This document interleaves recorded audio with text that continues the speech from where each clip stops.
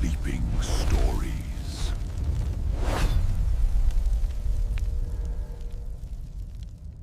Betrayed. Forgotten. The ghoul who wanted revenge on the... The ghoul who wanted revenge on the world. The cemetery had been abandoned for 300 years, but on this particular October night, something beneath the crumbling headstones began to be remembered. The old priests who once tended these grounds would have recognized the signs had any of them still drawn breath. The way frost formed in patterns that spelled accusations across marble monuments. The manner in which shadows pooled deeper than they should have even under a moonless sky. The taste of copper and ash that settled on the tongues of night birds before they fled screaming into distant hills. But the priests were long dead, and their warnings died with them, and so the world remained blissfully ignorant of what stirred in soil that had been consecrated, then desecrated, then forgotten entirely. In the city beyond the cemetery walls, people celebrated harvest festivals, and lovers walked hand in hand through lantern-lit streets, and merchants counted profits from another successful season. They did not feel the temperature drop 7 degrees in the span of a heartbeat. They could not hear the sound of earth cracking from the inside as something that should have remained still began to move with terrible purpose. They were warm and alive, and convinced of their safety in a world that had taught them the dead stayed buried, and the past could be escaped if you simply refused to look behind you. How wrong they were about everything. The thing in the grave did not claw its way to the surface like some mindless corpse animated by cheap necromancy or random curse. It rose slowly and deliberately, as though it had been waiting for precisely this moment, for precisely this alignment of stars and grief and cosmic injustice to converge into permission. The dirt that had pressed down upon it for decades parted like water around something that understood the fundamental laws of reality better than reality understood itself. When it finally stood beneath the skeletal branches of dead oak trees, it did not shamble or moan or behave in any way that matched the stories mothers told children about walking corpses. It stood perfectly still, and it remembered everything. Every face that had smiled while condemning it to death. Every voice that had sworn justice while delivering calculated murder. Every hand that had taken coin in exchange for looking away when truth needed witnesses most. The memories were not faded or merciful as memories often become with the passage of years. Death had sharpened them into weapons that could not be dulled by time or forgiveness or any of the gentle lies the living told themselves about moving forward. 300 years might have passed in the world above, but in the timeless space between heartbeats where the dead reside, it had been an eternal present tense of reliving the moment when everything good had been stripped away for reasons that still made no sense. The ghoul that had once been human lifted what remained of its hands and studied the bone showing through gaps in desiccated flesh. It felt no revulsion at its transformation. The body it wore now was honest in a way its living form had never been. That flesh had been beautiful and whole, and it had betrayed it utterly by being too easy to hurt, too simple to destroy. This new form could not bleed out slowly while begging for mercy that would never arrive. This shell of bone and will and concentrated hatred could not be killed again because it had already surrendered everything death could take except the one thing that mattered. The capacity to make others understand what they had done. Somewhere in the sleeping city, a church bell tolled midnight, and the sound carried across empty fields to where the ghoul stood among graves that no longer frightened it. It had been one of them once, just another name carved into stone, just another voice silenced by those who found the truth inconvenient. But something had gone wrong in the machinery of cosmic balance. Some equation had failed to account for the sheer magnitude of injustice concentrated in a single soul. When it had died screaming promises of vengeance into unhearing void, those promises had taken root in places where such things are not supposed to grow. Now it was time to keep them all. The ghoul began walking toward the city lights with a gait that suggested it had forgotten nothing about being human, but had simply decided those limitations no longer applied. Behind it, the cemetery settled into a silence deeper than absence of sound. It was the silence of a door that had been sealed for good reason now standing open. The silence of a story everyone agreed to forget, suddenly demanding to be heard. The silence that comes just before the world realizes it made a terrible mistake, and there will be no opportunity to correct it. In their warm beds, the citizens of the city dreamed ordinary dreams of tomorrow and next week, and all the years they assumed stretched before them like an infinite road. None of them stirred when the temperature in their rooms dropped just enough to make them pull blankets tighter. None of them woke when frost began forming on their windows in patterns that would have looked like words if anyone had thought to read them. The words would have said only this: "Remember us, or we will make you remember. Forget us, and we become the only thing you can think about. Bury us, and we will dig ourselves free. Kill us, and we will return, wearing death like armor. You cannot penetrate." The ghoul crossed the threshold where cemetery ended and city began, and with that single step, 300 years of uneasy peace shattered like glass under a hammer no one had seen falling. What came next would not be random violence or mindless destruction. It would be precise and calculated, and every act would carry meaning for those wise enough or cursed enough to recognize the pattern. This was not the beginning of a plague, or an invasion, or any of the disasters humanity had learned to name, and therefore believed they could survive. This was justice delayed so long it had curdled into something the world would call evil, because the world always called its own crimes by gentler names. The world the ghoul entered had not always been a place where such abominations could manifest. Long before empires rose and fell and rose again under different names and identical corruptions, there had been an age when death functioned as it should. The barrier between living and dead had held firm as natural law woven into the fabric of existence by forces that understood balance must be maintained. Souls departed their flesh and traveled the silver roads to whatever waited beyond, and they did not return, no matter how fierce their attachments or how bitter their final moments. That age was called the Luminous Era, though few now remembered why the name had stuck when so little light had actually characterized those centuries. The term came from the belief that consciousness itself was luminous, and when properly freed from mortal constraints, it would rise like smoke towards some celestial destination. Priests taught that suffering in life would be rewarded with eternal peace. Philosophers argued about the nature of soul, and whether animals possessed them, and what happened to those who died with unfinished business. Artists painted murals showing the departed ascending staircases made of starlight, while angels or gods or idealized ancestors waited at the summit with open arms. It was all beautiful mythology built on foundations of convenient lies. The truth, which only the oldest texts acknowledged before they were burned or hidden or rewritten, was that the cosmic order had been designed by those it benefited most. The powerful had shaped theology to their advantage, just as they shaped law and custom and history. They created a spiritual system that promised the oppressed their reward waited beyond death, because such promises kept the oppressed from seeking justice, while they still had hands to grasp it. The murdered could not seek vengeance if they were too busy ascending toward paradise. The betrayed would not haunt their betrayers if priests convinced them forgiveness was the price of salvation. For millennia, this arrangement functioned exactly as intended.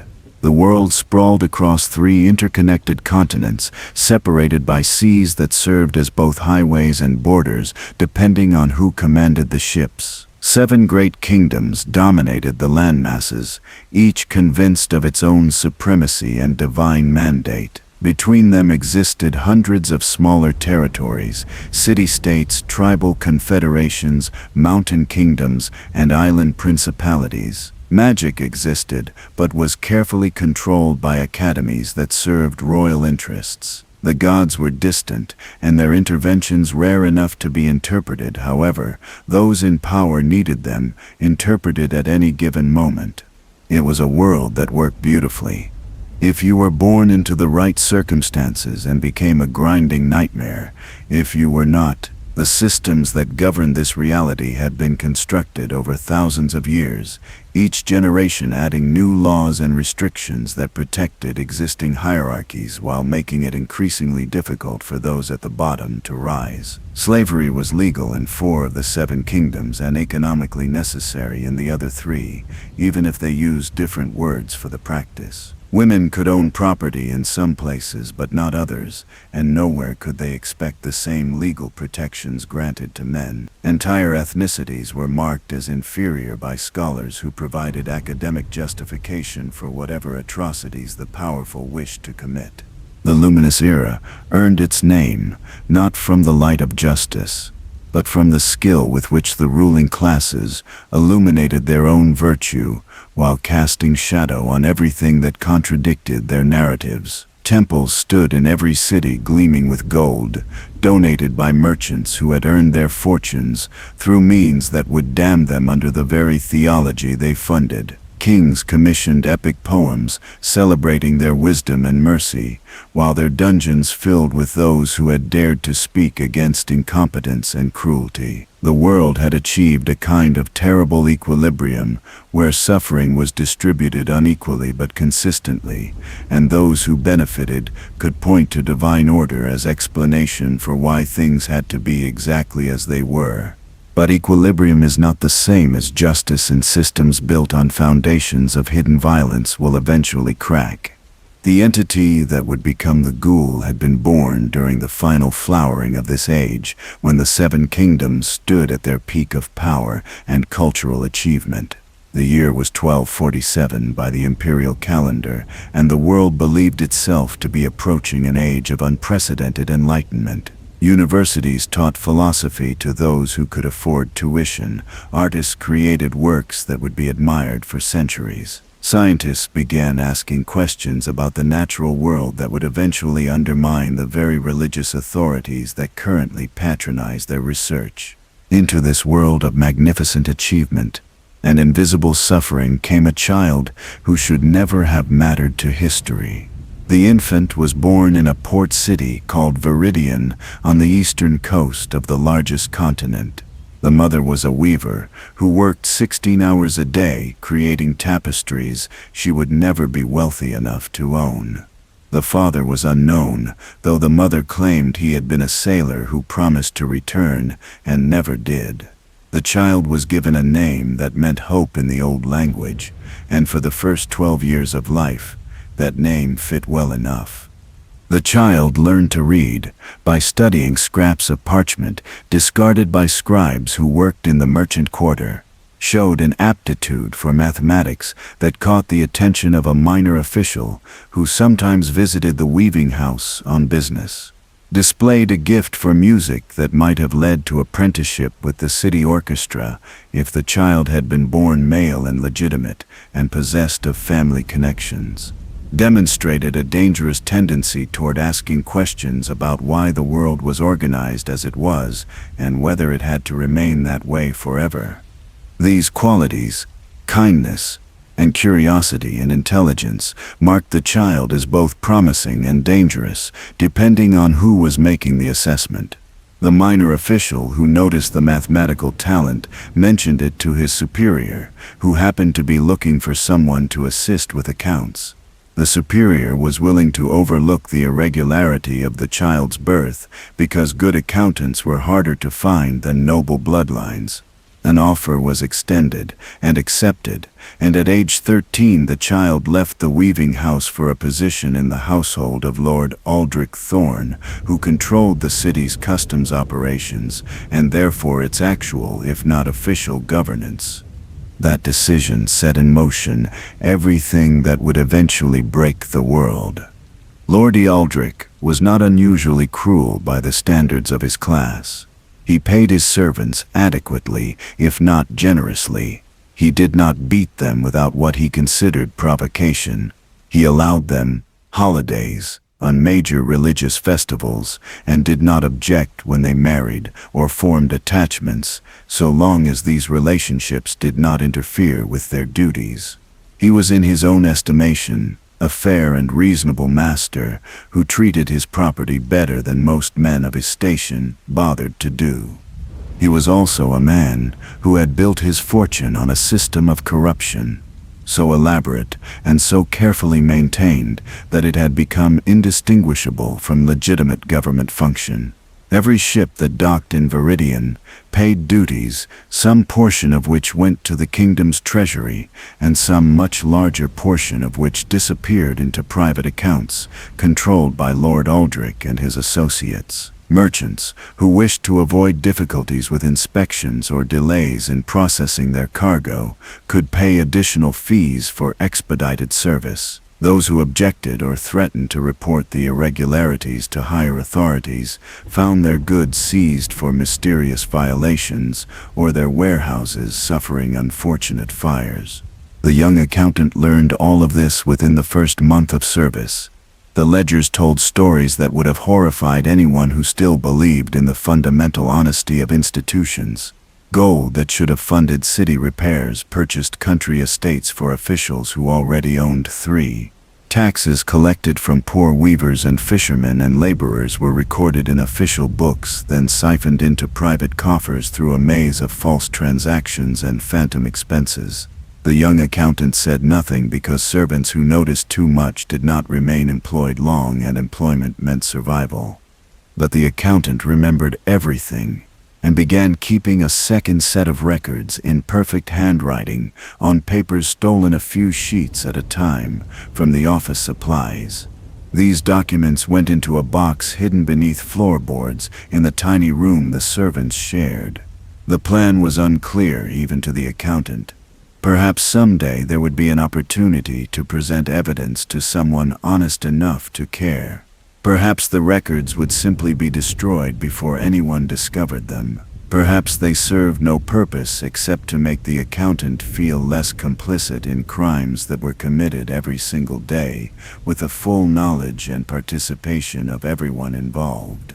Years passed, and the young accountant grew into adulthood, still serving Lord Aldrich, still keeping those secret records, still believing, despite mounting evidence to the contrary, that truth mattered and justice existed somewhere, even if it moved too slowly to be witnessed in a single lifetime.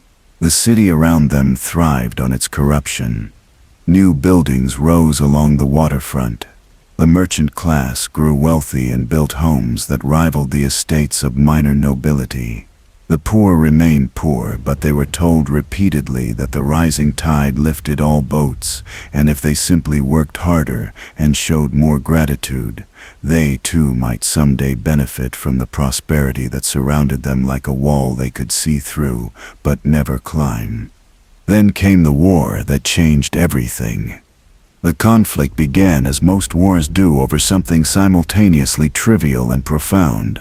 A trade dispute between 2 of the 7 kingdoms escalated into a diplomatic crisis when ambassadors on both sides decided to treat compromise as weakness.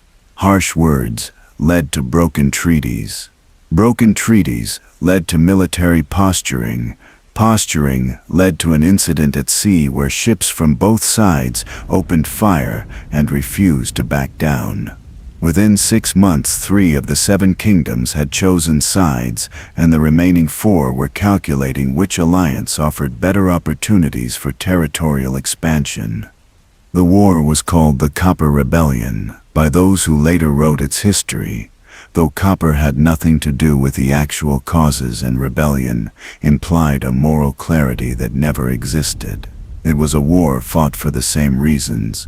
All wars are fought because the powerful wanted more power, and the systems that had maintained peace no longer served their expanding ambitions. Kings who had never held a sword sent farmers and craftsmen and servants to die in fields far from home. Generals who dined on roasted peacock ordered soldiers to march through winter without adequate boots. Politicians gave speeches about honor and duty, and the necessity of sacrifice, while their own children remained safely in capital cities pursuing university degrees or managing family businesses.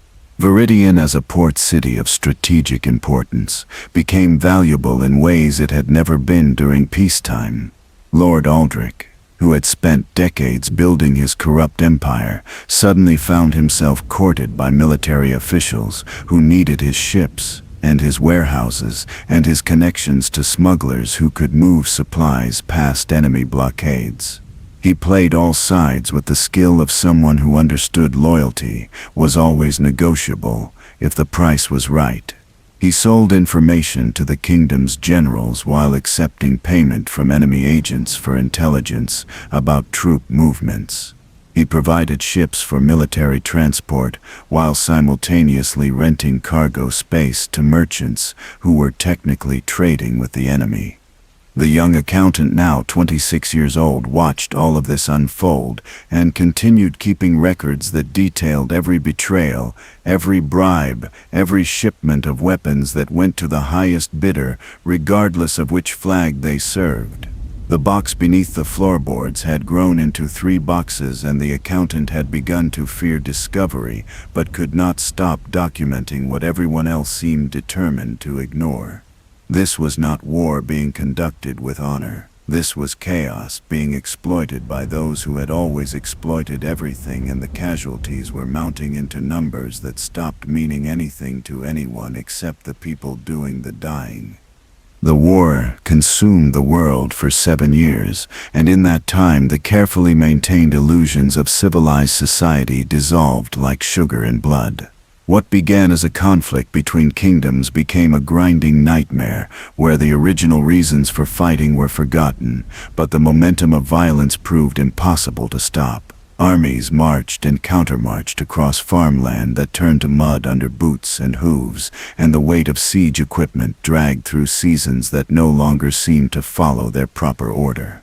Winter came early and stayed late. Summer brought droughts that withered crops already destroyed by soldiers foraging for supplies. The gods remained silent despite prayers offered by every side, claiming divine favor for causes that were indistinguishable in their brutality.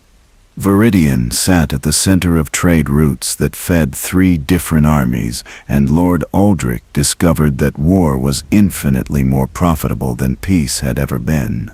Ships arrived daily carrying grain and salt and iron, and he took his percentage of everything that moved through the port. Military officials, desperate for supplies, paid triple the normal rates and asked no questions about where the goods originated or which enemy they might have been stolen from. Black market prices for simple necessities climbed to heights that would have seemed impossible just years earlier. A sack of wheat that once cost 3 copper coins now demanded silver. Medicine that had been affordable to common families became luxuries reserved for officers and nobility. The accountant watched hunger spread through the city like a plague that affected only certain neighborhoods. In the districts where merchants and officials lived, tables still groaned under the weight of elaborate meals. In the quarters where weavers and dockworkers and servants tried to survive, children began showing the signs of starvation that physicians recognized but could do nothing to treat. The accountant used personal wages to buy food for families in the old neighborhood near the weaving house where childhood had been spent. It was never enough. There was never enough, because the war ate everything, and those who could have stopped it were growing rich from its continuation. The breaking point came in the 4th year of the conflict, when the kingdom's treasury ran dry, and the king issued a decree that would reshape what remained of social order. New taxes would be levied on all citizens to fund the war effort. The wealthy would pay a percentage of their annual income. The poor would pay a fixed amount per household, regardless of how many mouths that household needed to feed. On paper, this seemed almost fair until anyone bothered to calculate what it actually meant. A merchant earning 10,000 gold pieces annually would pay 1,000 and still have 9,000 remaining. A weaver earning 100 gold pieces would pay 50 and be left with half of what was already insufficient to survive.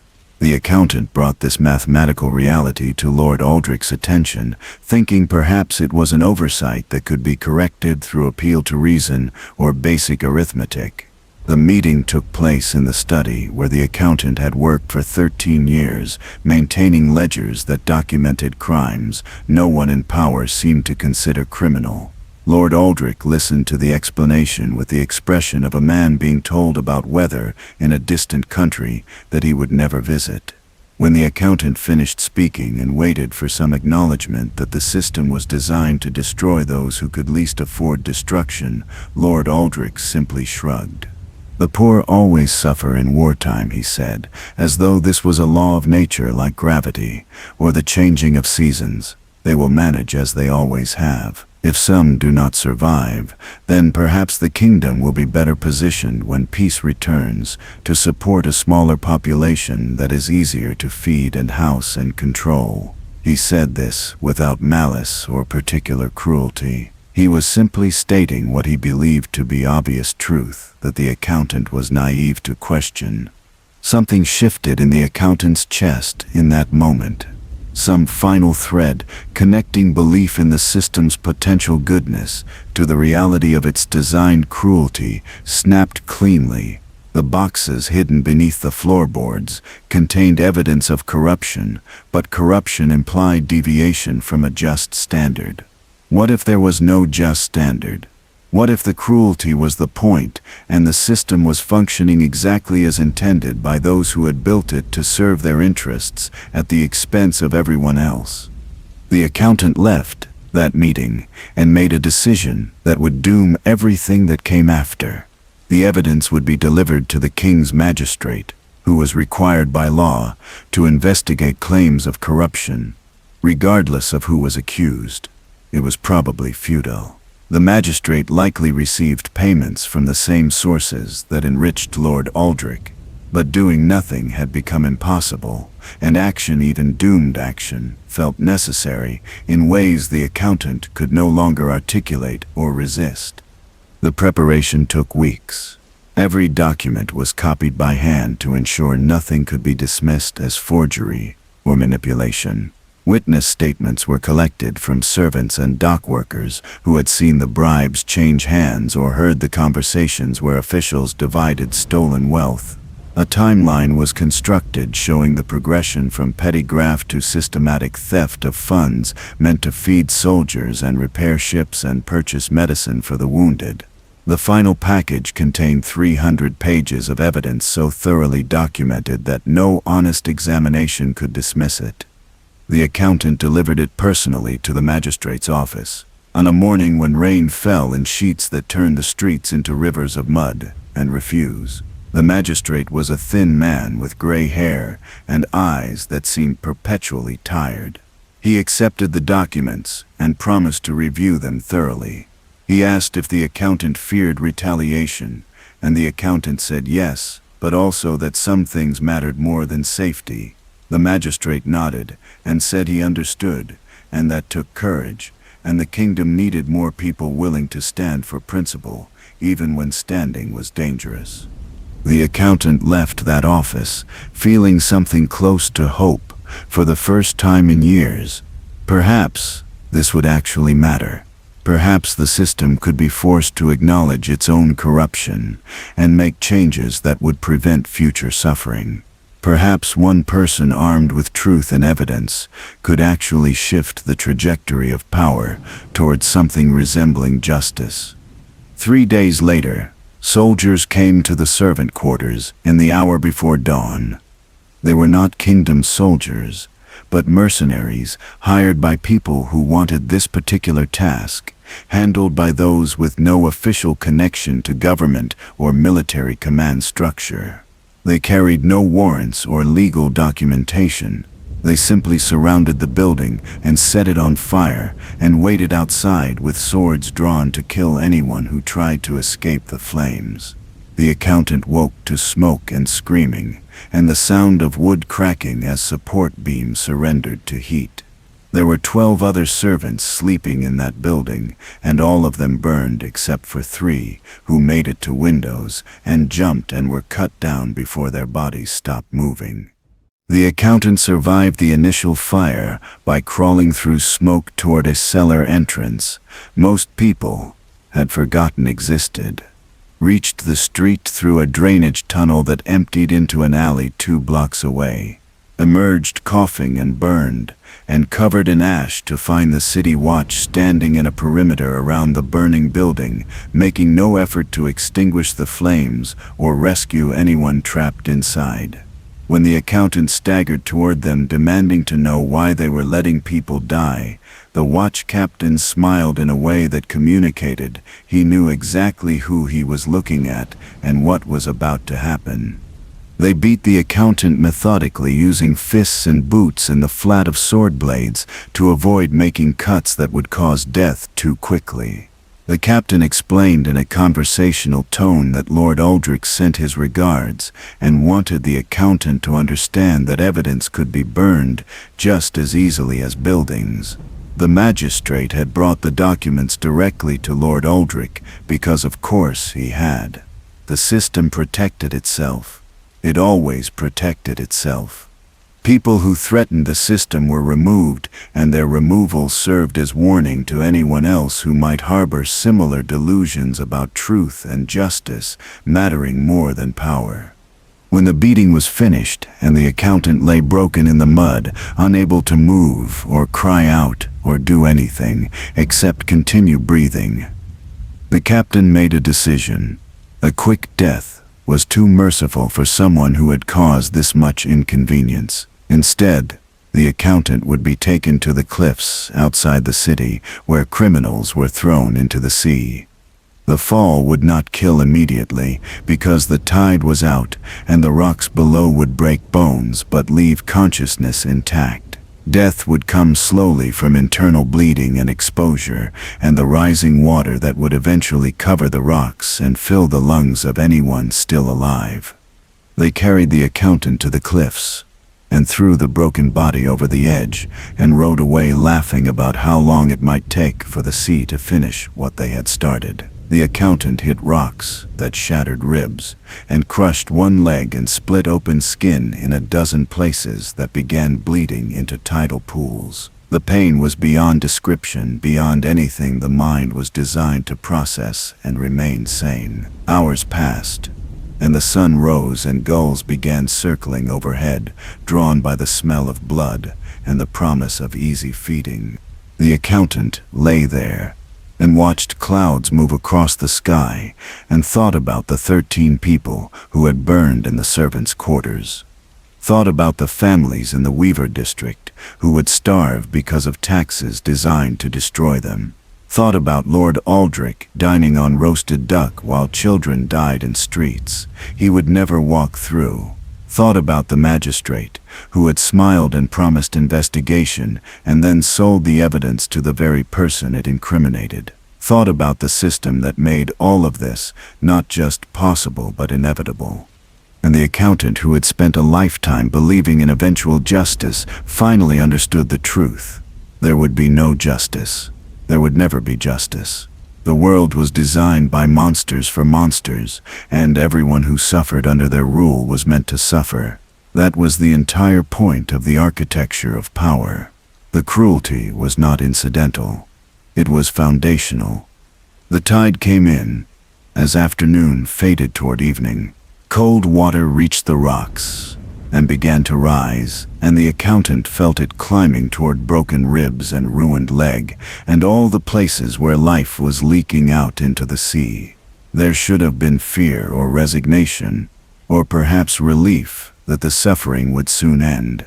Instead, there was only rage, so pure and concentrated that it felt like a physical presence pressing down from the inside, demanding release, demanding acknowledgement, demanding that someone somewhere understand what had been done and why it mattered. The accountant tried to speak, tried to form words that would capture the enormity of this injustice, but the only sound that emerged was a wet gurgling as water filled the mouth and throat. The last thought before darkness came was not about peace or forgiveness or any of the spiritual comfort religions promised to the dying. It was a wordless scream of fury, directed at the entire world and every system that sustained itself on casual cruelty, dressed up as natural order. Then the heart stopped, and the body went still, and the accountant, who had been born with a name that meant hope, died nameless on rocks that did not care about hope or justice or any of the things humans convinced themselves mattered. But death was supposed to be the end, and it was not the end. Consciousness did not fade into peaceful nothing, the way priests and philosophers had always promised. Instead, it hung suspended in a space that had no physical dimensions, but felt simultaneously vast and crushingly confined. The accountant's mind remained intact, stripped of flesh, but not of memory or emotion or the burning rage that had characterized those final moments. There was no light in this place, but also no darkness in any way that living eyes would recognize darkness. There was no sound, but the silence felt active and malicious, as though it was deliberately withholding something the dead were meant to receive. Time became meaningless. Seconds might have been centuries. Moments stretched into eternities that looped back on themselves. The accountant existed in perpetual present tense, forced to relive the betrayal and the beating and the slow drowning on those rocks over and over without variation or mercy.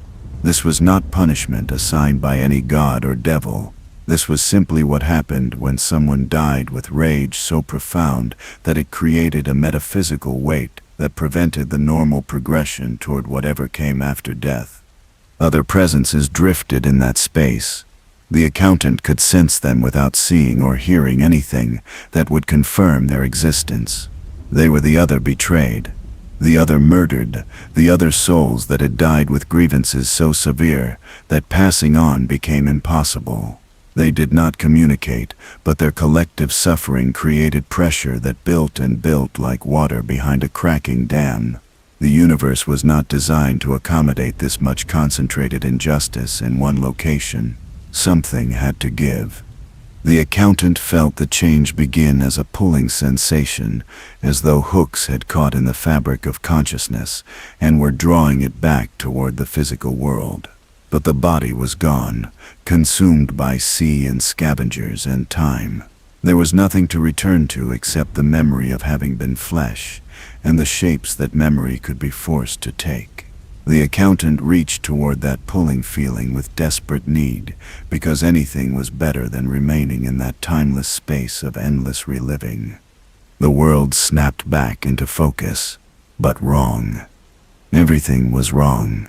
The accountant stood on the rocks where death had occurred, but the rocks were different, and the city in the distance had changed, and the very quality of air and light suggested years or decades or centuries had passed, while consciousness hung suspended. The body that had returned was not the body that had died. Skin hung loose over bones that showed through gaps where flesh had rotted away. Fingers were skeletal and the joints moved in ways that should not have been possible. There was no heartbeat and no need to breathe, but awareness remained sharp and cold and absolutely clear. The accountant, who had died nameless, stood in a body that was dead, but animate, and felt the rage that had prevented peaceful rest settle into this new form, like molten metal, poured into a cast. The transformation was not complete. Something else was required, some final acknowledgement of what had been lost and what had been gained. The dead thing that had been human looked down at hands that were no longer hands, and understood with perfect clarity what it had become. A ghost would have been bound to location. A spirit would have lacked physical presence. But this was something else. Something that existed in the space between death and unlife, sustained by fury that had outlasted mortality itself.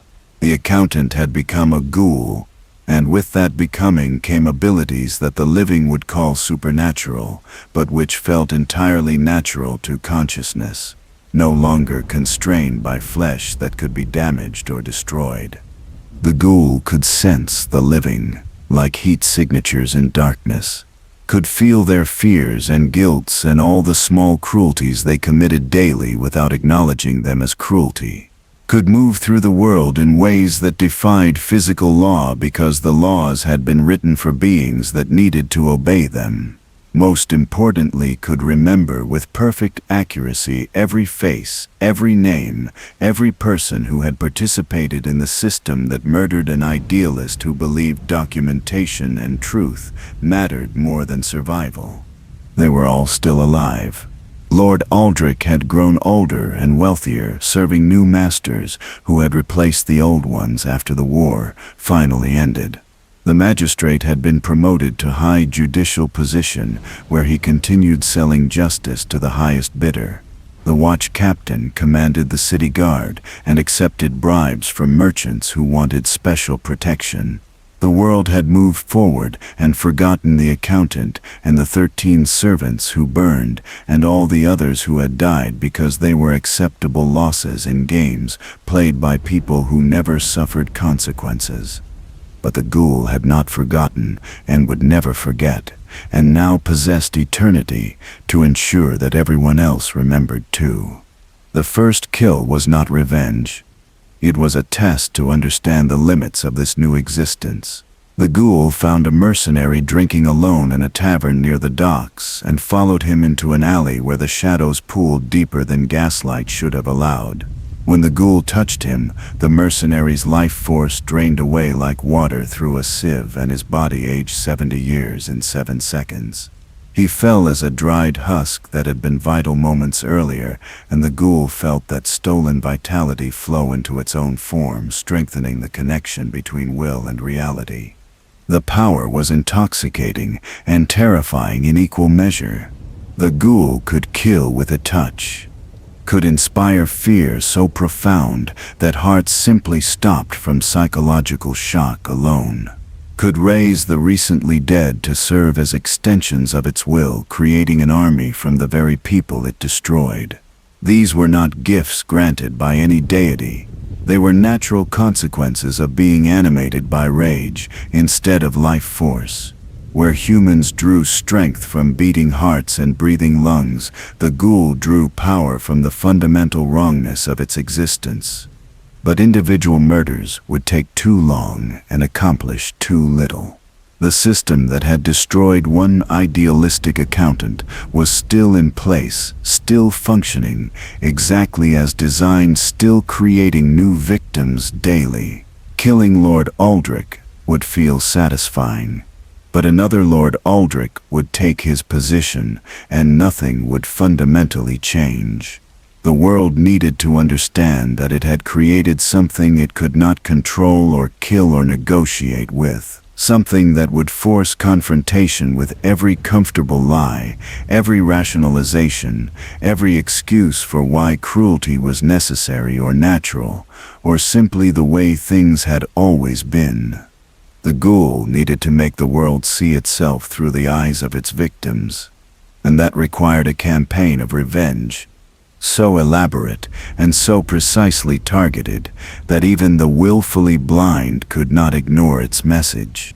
The ghoul began its campaign, not with random slaughter, but with calculated theater designed to spread maximum psychological damage across the widest possible audience. The first target was a warehouse owned by merchants who had profited from selling contaminated grain to military units during the war's final year. The grain had been cut with sawdust and chalk to stretch supplies further, and the merchants knew soldiers would sicken and die, but the profit margins were too attractive to resist. 43 men had perished from internal bleeding caused by eating food their own kingdom had provided, and the merchants had used that blood money to build larger warehouses and expand their operations.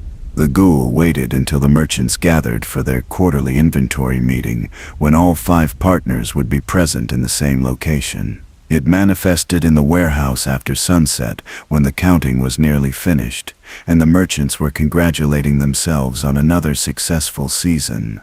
The temperature dropped so precipitously that breath became visible, and frost formed on wooden crates. The lanterns flickered and died, despite being freshly filled with oil.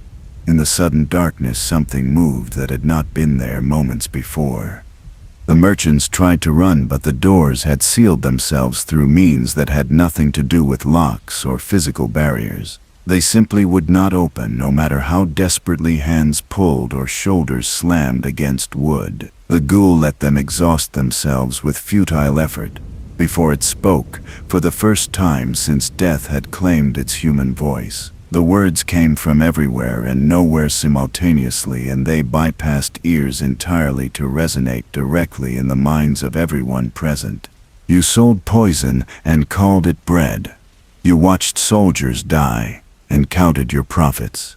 You believed wealth would protect you from consequences. You were wrong about everything. The Ghoul killed them slowly, using methods that mirrored the suffering they had caused. Their bodies aged rapidly as life force drained away, but the process stopped just short of death and held them in excruciating suspension. They experienced the sensation of internal organs failing the way soldiers had felt their intestines rupturing from contaminated grain. The agony lasted hours, and their screams echoed through the warehouse district, drawing crowds who found the doors mysteriously barred from inside. By the time the city guard managed to break through using axes and battering rams, the merchants were dead, and their corpses showed signs of decay that should have taken weeks. But death was not the end for them either. The Ghoul raised their bodies as mindless servants bound to its will, and set them walking through the city streets, still wearing the clothes they had died in, still recognizable as the respected businessmen they had been in life. The sight of corpses shambling past their own homes and shops created panic that spread faster than any fire. People barricaded themselves indoors.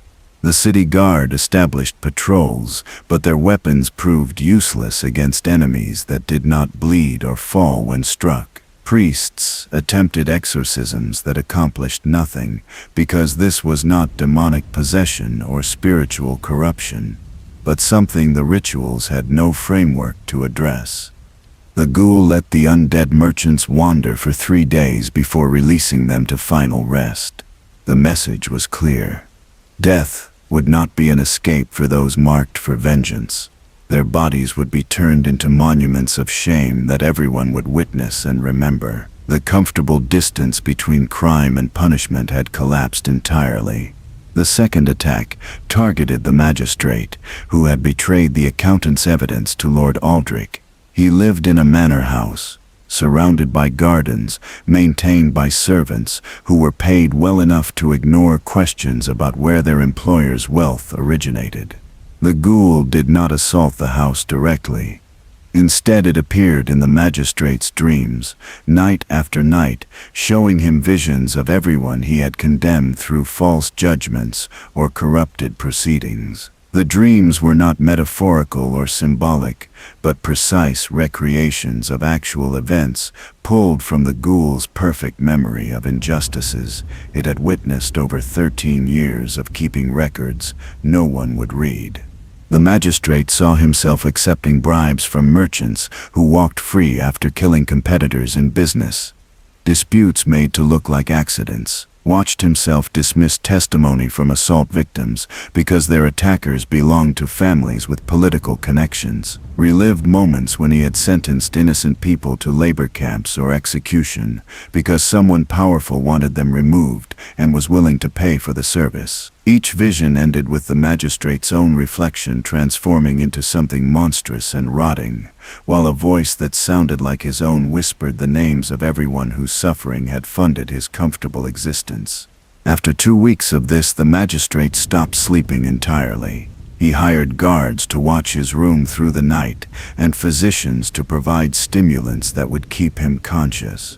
But exhaustion and guilt, and the constant pressure of knowing what he had done eventually shattered his mind. He began confessing crimes publicly in the courthouse where he had committed them. He listed names and dates and amounts paid for specific verdicts. He described the system of corruption in such thorough detail that even his fellow officials could not dismiss it as ravings of a madman, because the specifics were too accurate. The confessions created chaos in legal circles. Cases had to be reopened. Verdicts were overturned. People who had been imprisoned for years on false charges were released and given compensation that came nowhere close to restoring what had been stolen from them. The magistrate was arrested and placed in the very cells where he had sent innocent people, and there he continued his confessions to stone walls that had absorbed decades of suffering. The ghoul visited him once in physical form just to ensure he understood who had orchestrated his unraveling. The magistrate looked at the rotting figure standing in shadows his cell should not have contained, and he wept with something that might have been relief or recognition, or simply the final collapse of a soul that could no longer support the weight of its own actions. The ghoul left him alive because death would have been mercy, and mercy was not part of this equation.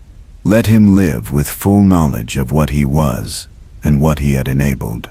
Let him serve as living testimony that the comfortable illusion of deniability had been permanently shattered. The campaign expanded from there with attacks that grew progressively more elaborate and more difficult to dismiss as random violence or natural disaster. A judge who had specialized in seizing property from families unable to pay debts woke to find his estate crawling with rats that emerged from every drain and crack and crevice. The rats were not normal vermin, but carried plague that killed selectively, infecting only those who had profited from the judge's rulings while leaving servants and family members untouched. A merchant prince who had cornered the market on medicine during the war and raised prices to levels that made basic treatment unaffordable, watched his warehouses burn with green fire that could not be extinguished by water or smothering.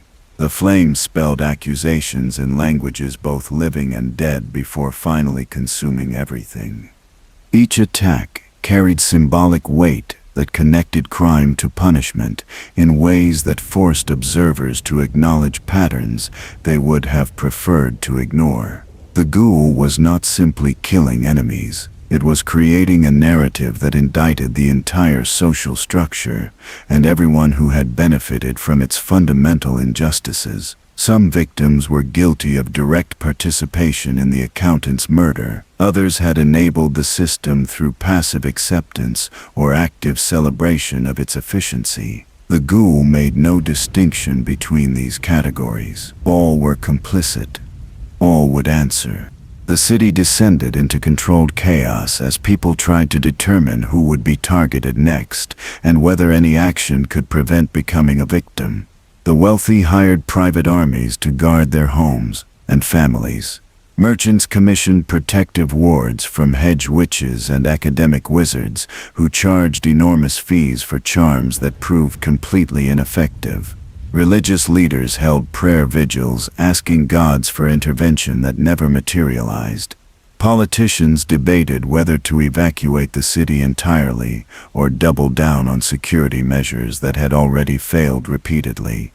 Lord Aldrich remained conspicuously absent from public view, having retreated to a fortified compound outside the city, surrounded by mercenaries and protective rituals, purchased from every magical tradition his money could access. The ghoul let him hide. Fear was its own form of torture, and Lord Aldrich was experiencing the slow realization that wealth could not purchase safety from something that existed specifically to demonstrate the limits of power. His turn would come, but anticipation would sharpen the eventual reckoning into something far more devastating than quick revenge. The body count climbed into dozens, then hundreds, as the ghoul raised its victims to create an army of undead that served as both weapon and message. These were not mindless zombies shambling toward random targets. Each corpse had been someone who participated in the machinery of oppression, and their reanimation forced the living to confront the human cost of systems they had treated as abstract or inevitable. The dead walked through market squares and temple courtyards and government buildings. They did not attack unless prevented from delivering the items they carried, which were documents detailing their crimes in life, and the names of everyone who had profited from those crimes. The ghoul had become a plague that infected the social body, the same way disease ravaged physical flesh.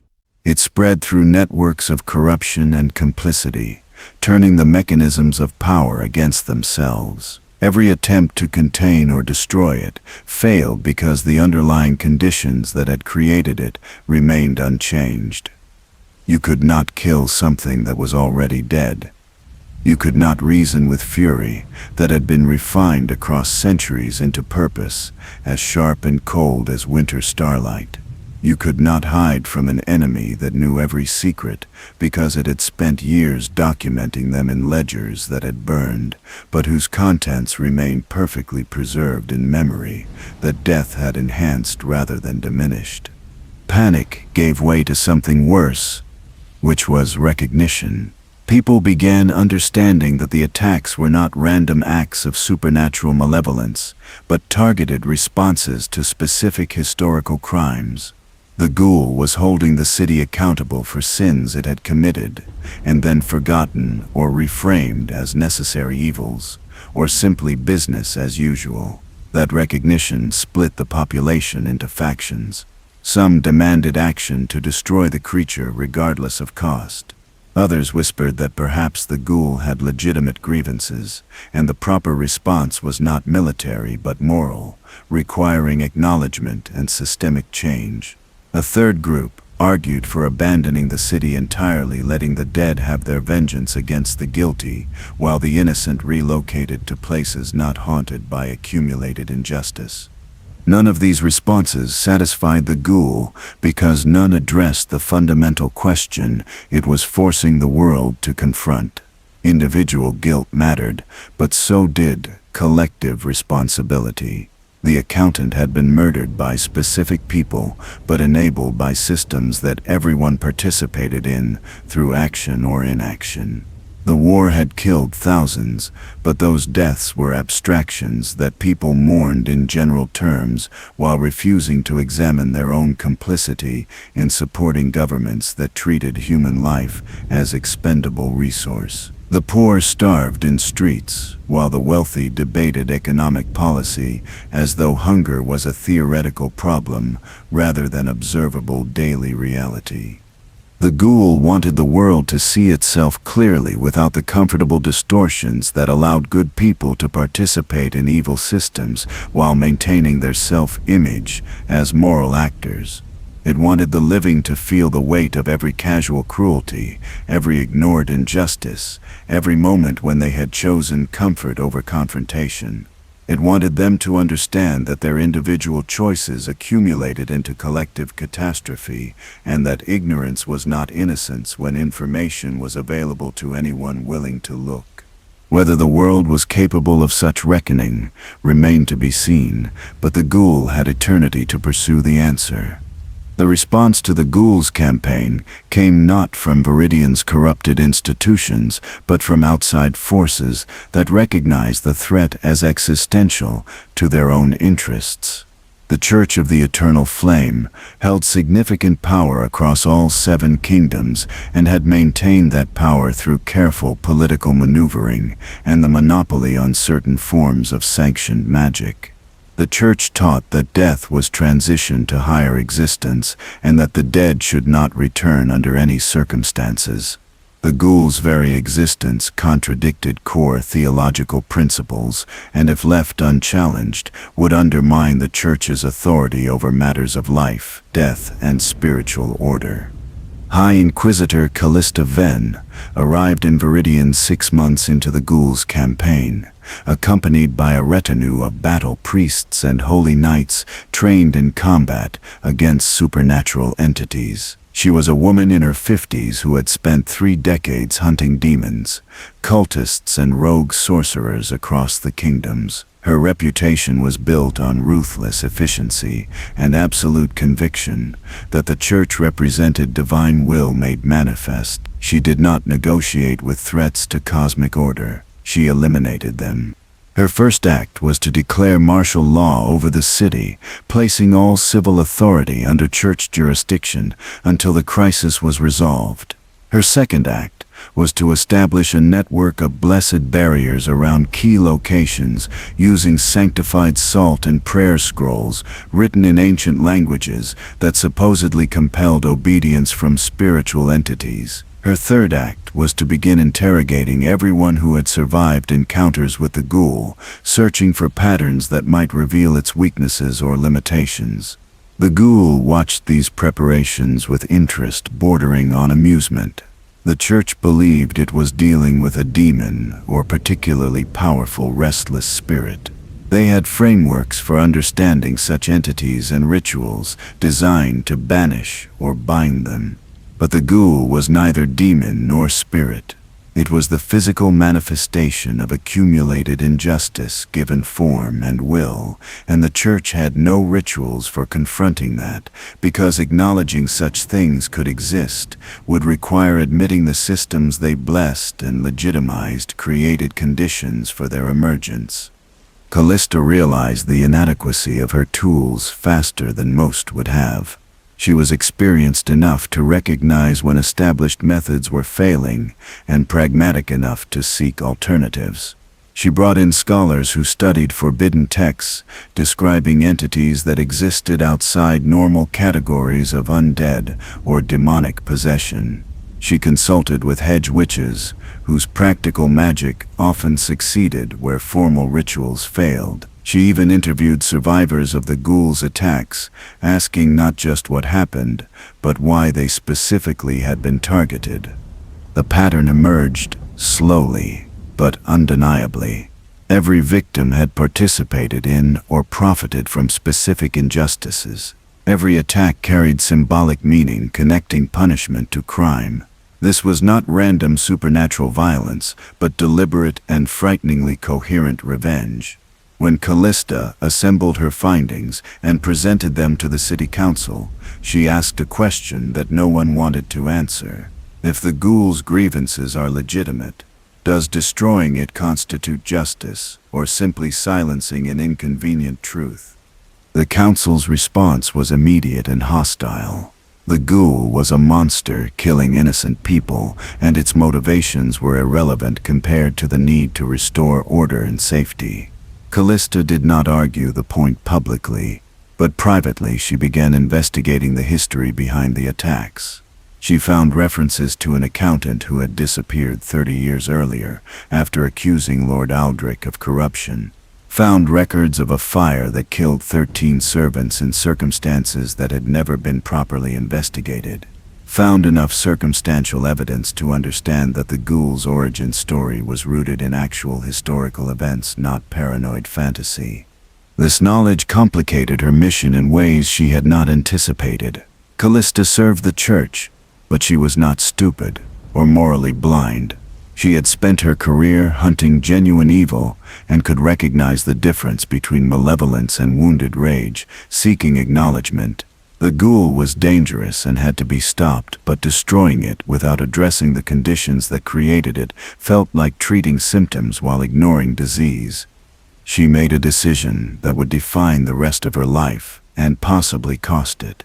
She would offer the ghoul a meeting under terms of temporary truce.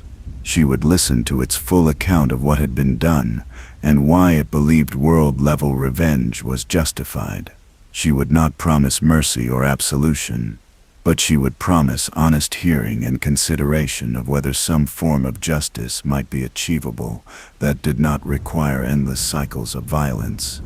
The ghoul received her message through methods Callista never fully understood.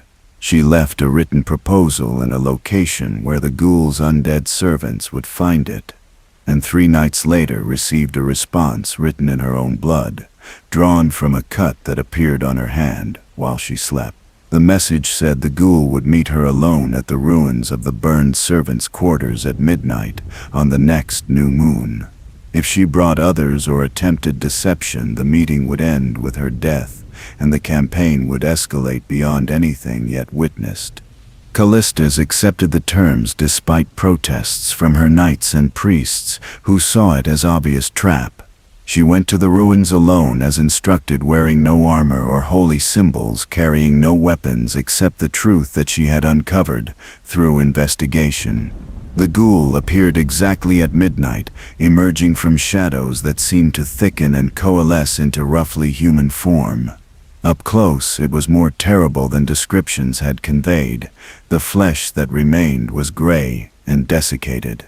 The eyes were empty sockets that somehow still conveyed intelligence and focused attention.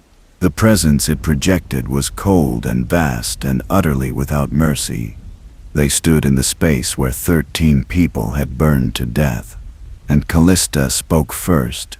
She acknowledged what her research had revealed about the accountant's murder and the systemic corruption that had motivated it. She admitted the church had blessed many of the institutions and individuals the ghoul was now destroying. She did not attempt to justify these actions or claim ignorance as defense. She simply stated facts and asked what the ghoul believed would constitute adequate response to the injustices it had suffered. The ghoul's answer came in that same voice that bypassed physical sound to resonate directly in consciousness. It said, adequate response was impossible because nothing could restore what had been taken. The 13 servants would remain dead. The accountant's life and work would remain wasted. The decades of suffering caused by unchecked corruption could not be undone. But the world could be forced to remember. It could be made to confront its own capacity for casual evil. It could be shown that systems built on cruelty would eventually produce monsters capable of holding them accountable. Callista asked if that meant the killing would continue indefinitely. The ghoul said it would continue until either the world acknowledged its guilt or the world destroyed the ghoul. Both outcomes were acceptable. The point was forcing confrontation, not achieving victory. She asked if there was any path to resolution that did not end in total destruction of either the ghoul or the city. The ghoul considered this question for long enough that Callista began to wonder if it was capable of considering anything beyond revenge. Finally, it spoke again. There was one possibility. If the living were willing to create permanent record of what had happened and why. If they would document the accountant's evidence and the murders that silenced it. If they would establish mechanisms to prevent future such injustices and enforce accountability on those with power. If they would admit publicly that the comfortable world they inhabited was built on bones of people they had deemed acceptable losses. If all of that happened, the ghoul might consider its message delivered. Callista recognized the impossibility of what was being asked. The powerful would never voluntarily create systems that limited their own power. The comfortable would never willingly confront their complicity in others' suffering. Human nature resisted such radical honesty, especially when comfortable lies remained available. But she also recognized that impossible demands sometimes pushed possible changes forward, even if the full vision was never realized. She told the ghoul she would try to create what it asked for, knowing she would likely fail. The ghoul looked at her with those empty sockets that conveyed more than eyes ever could, and said she was the first person since its death who had responded to truth with something other than denial or violence. That mattered, even if it changed nothing. Then it vanished back into shadows. leaving Callista alone in the ruins, wondering if she had just negotiated a fragile peace, or simply delayed inevitable catastrophe. She returned to the church headquarters and presented her findings to the Council of Bishops, who had authority over inquisitorial operations. She described the meeting and the Ghoul's demands, and her assessment that the entity was neither mindless nor unreasonable, but would not accept symbolic gestures or empty promises. The Council's response was mixed. Some saw opportunity for resolution that did not require military confrontation with an enemy they could not reliably kill. Others saw capitulation to terrorism and argued that negotiating with monsters set dangerous precedent that would encourage other aggrieved entities to seek violent revenge for perceived injustices. The debate consumed weeks, while the Ghoul maintained its campaign at reduced intensity, as though waiting to see whether the living would demonstrate capacity for honest self-examination. More attacks occurred, but they were targeted at individuals whose crimes were so obvious that even defenders of the status quo struggled to justify protecting them. The Ghoul was demonstrating restraint while simultaneously proving it could resume full-scale assault whenever it chose. Callista worked behind the scenes, building coalition of religious leaders, civic officials, and even some merchants who recognized that continuing current trajectory would destroy the city economically and socially regardless of whether the Ghoul was ever defeated. She drafted proposals for truth commissions that would investigate historical injustices and create public record of findings. She pushed for legal reforms that would make corruption prosecutable and create protections for whistleblowers who exposed wrongdoing. She argued that the Church's moral authority depended on willingness to acknowledge when it had blessed evil and work toward redemption. The resistance was fierce and came from expected sources. Lord Aldrich, who had remained hidden, finally emerged to lobby against any investigation that might examine his business practices. Other merchants and officials joined him, arguing that dredging up past controversies would destabilize current order and punish people for actions that had been legal or at least tolerated when committed. The Church's conservative faction warned that acknowledging the Ghoul's grievances as legitimate would undermine theological positions on death and resurrection that had stood for centuries. But Callista had something her opponents lacked, which was first-hand knowledge of what the Ghoul was capable of, and willingness to use that knowledge to generate fear. She described in vivid detail what would happen if the campaign resumed at full intensity. She painted pictures of entire districts falling to undead plague. She explained that the Ghoul could raise everyone it killed, creating exponential expansion of forces that no conventional army could stop. She made clear that the choice was not between maintaining current order and making uncomfortable changes, but between uncomfortable changes and complete annihilation. The threat worked partially, because it was not exaggerated. The Council agreed to limited truth and reconciliation process that would examine specific cases, including the accountant's murder and the servant's quarter fire. They would not guarantee prosecution or punishment, but they would create public record and acknowledge findings. It was less than Callista had hoped for, and far less than the Ghoul had demanded. But it represented movement in a direction that had previously seemed impossible. She returned to the ruins to present the proposal.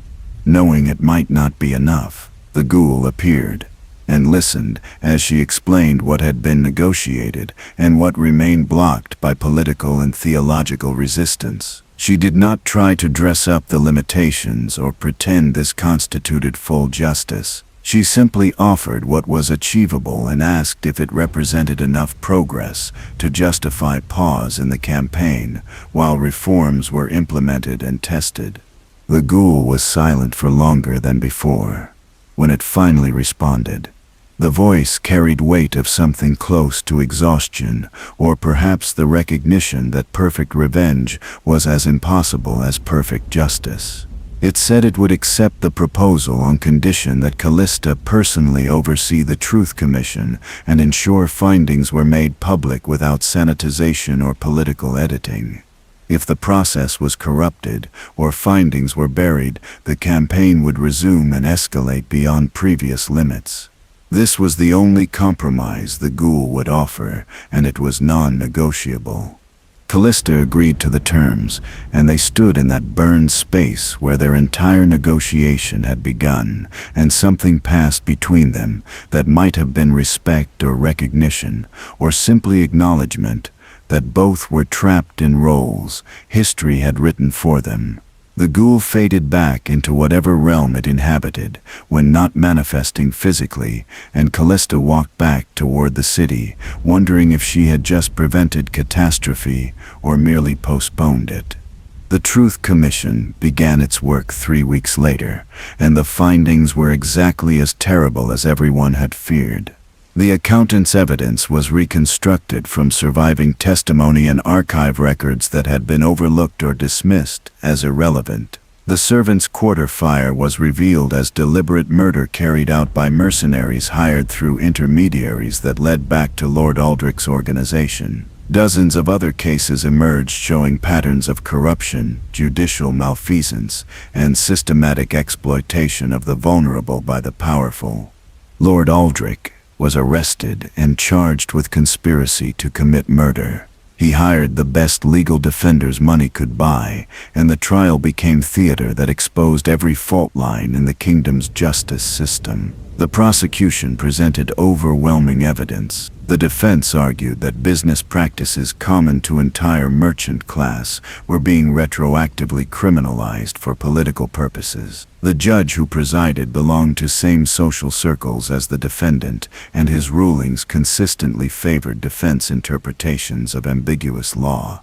The Ghoul watched from shadows as the trial unfolded, and Callista felt its presence like pressure at base of her skull. She knew it was evaluating whether the process represented genuine effort toward justice or merely performance designed to pacify it while protecting underlying power structures. The verdict, when it finally came, was compromise that satisfied no one. Lord Aldrich was found guilty of negligence but not murder. He was fined an amount that represented fraction of his wealth and banned from holding public office, but allowed to retain his business interests and personal freedom. The Ghoul's response was immediate and devastating. It manifested in the courtroom during sentencing and killed Lord Aldrich in front of everyone present, using method that aged him centuries in seconds until nothing remained but dust and expensive clothes that collapsed around absence of body. Then it turned to the judge and the defense attorneys and everyone who had participated in creating verdict that pretended justice had been served. It did not kill them, but it marked them with touch that left their skin gray and cold in patches that would never heal. They would carry physical reminder of complicity for whatever remained of their lives. Zesta tried to intervene, placing herself between the Ghoul and the courtroom crowd.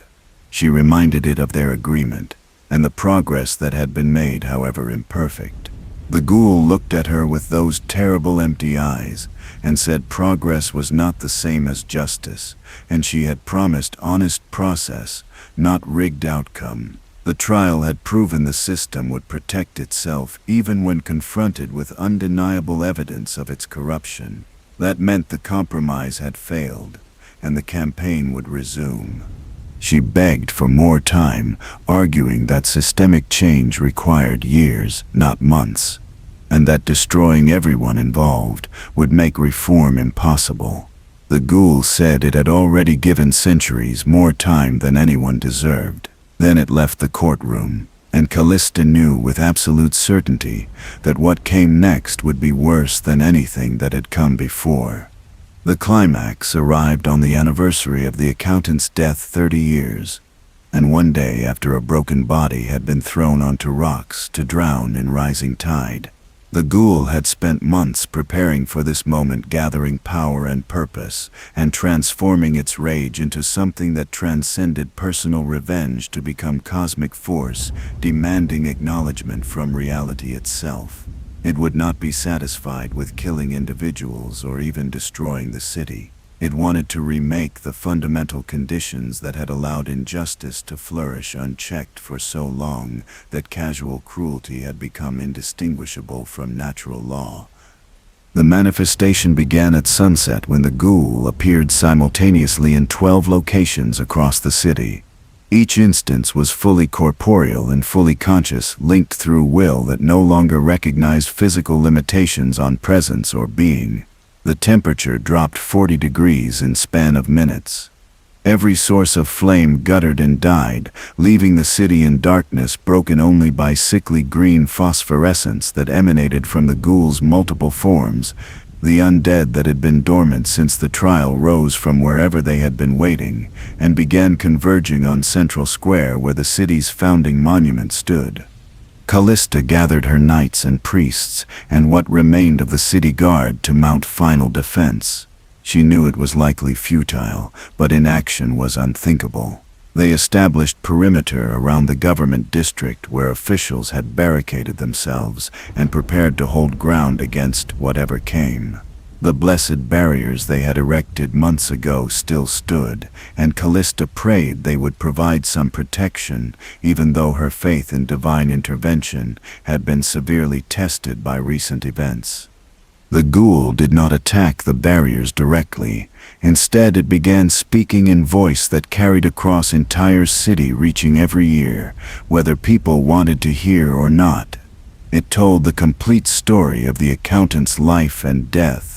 It described in precise detail every piece of evidence that had been collected and destroyed. It named names and listed crimes and made public every secret that powerful people had spent fortunes keeping hidden. It explained how systems of corruption worked not as aberrations but as intended features of social order, designed to concentrate wealth and power while distributing suffering and blame. The recitation lasted hours, and as it continued, people who had tried to ignore or deny their complicity found themselves unable to maintain comfortable fictions. The Ghoul was not just accusing specific individuals, but indicting the entire population for participating in or benefiting from structures built on exploitation. Even those who had not directly committed crimes had accepted a world where such crimes were possible and profitable. Even those who had spoken against injustice had ultimately accommodated themselves to its persistence because resistance was difficult and accommodation was easier. When the history was complete, the Ghoul made its demand.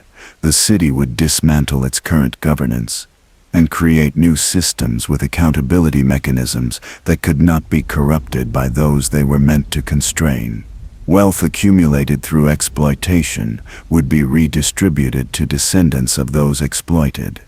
The church would renounce its blessing of political power and return to focusing on genuine spiritual needs rather than serving as ideological justification for oppression. Everyone who had held power would submit to same truth and reconciliation process they had tried to limit and control. If these conditions were met, the Ghoul would release the city and depart to whatever rest it could find. If they were refused, the Ghoul would transform every person in the city into undead servants and use them to spread its campaign across the entire kingdom and eventually all 7 kingdoms until the world either changed or ended. This was not negotiation or plea. This was declaration of terms from entity that had moved beyond caring about its own existence or destruction and therefore could not be threatened or bargained with. The officials barricaded in government district refused immediately. They declared the demands impossible and accused the Ghoul of trying to destroy civilization itself. Some of what they said was desperate self-preservation, but some was genuine belief that what the Ghoul demanded would create chaos, worse than the injustice it claimed to oppose. Power structures existed for reasons beyond protecting the powerful. They created order and stability and predictable frameworks for commerce and governance. Dismantling them without clear alternatives would plunge the world into anarchy. Callista found herself in an impossible position of understanding both perspectives and being satisfied by neither.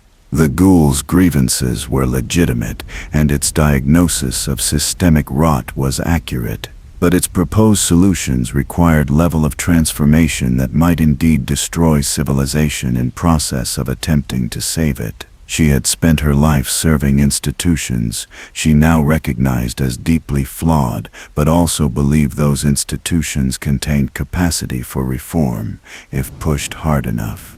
She walked out of the government district alone, crossing the perimeter her own people had established, and approaching the Ghoul's central manifestation in the square.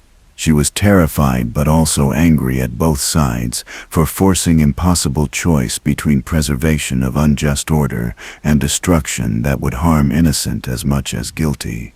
She told the Ghoul she agreed with its assessment of what was wrong, but could not support solution that required raising everything to foundation because too many people who had not chosen this system and did not benefit from it would suffer in the collapse.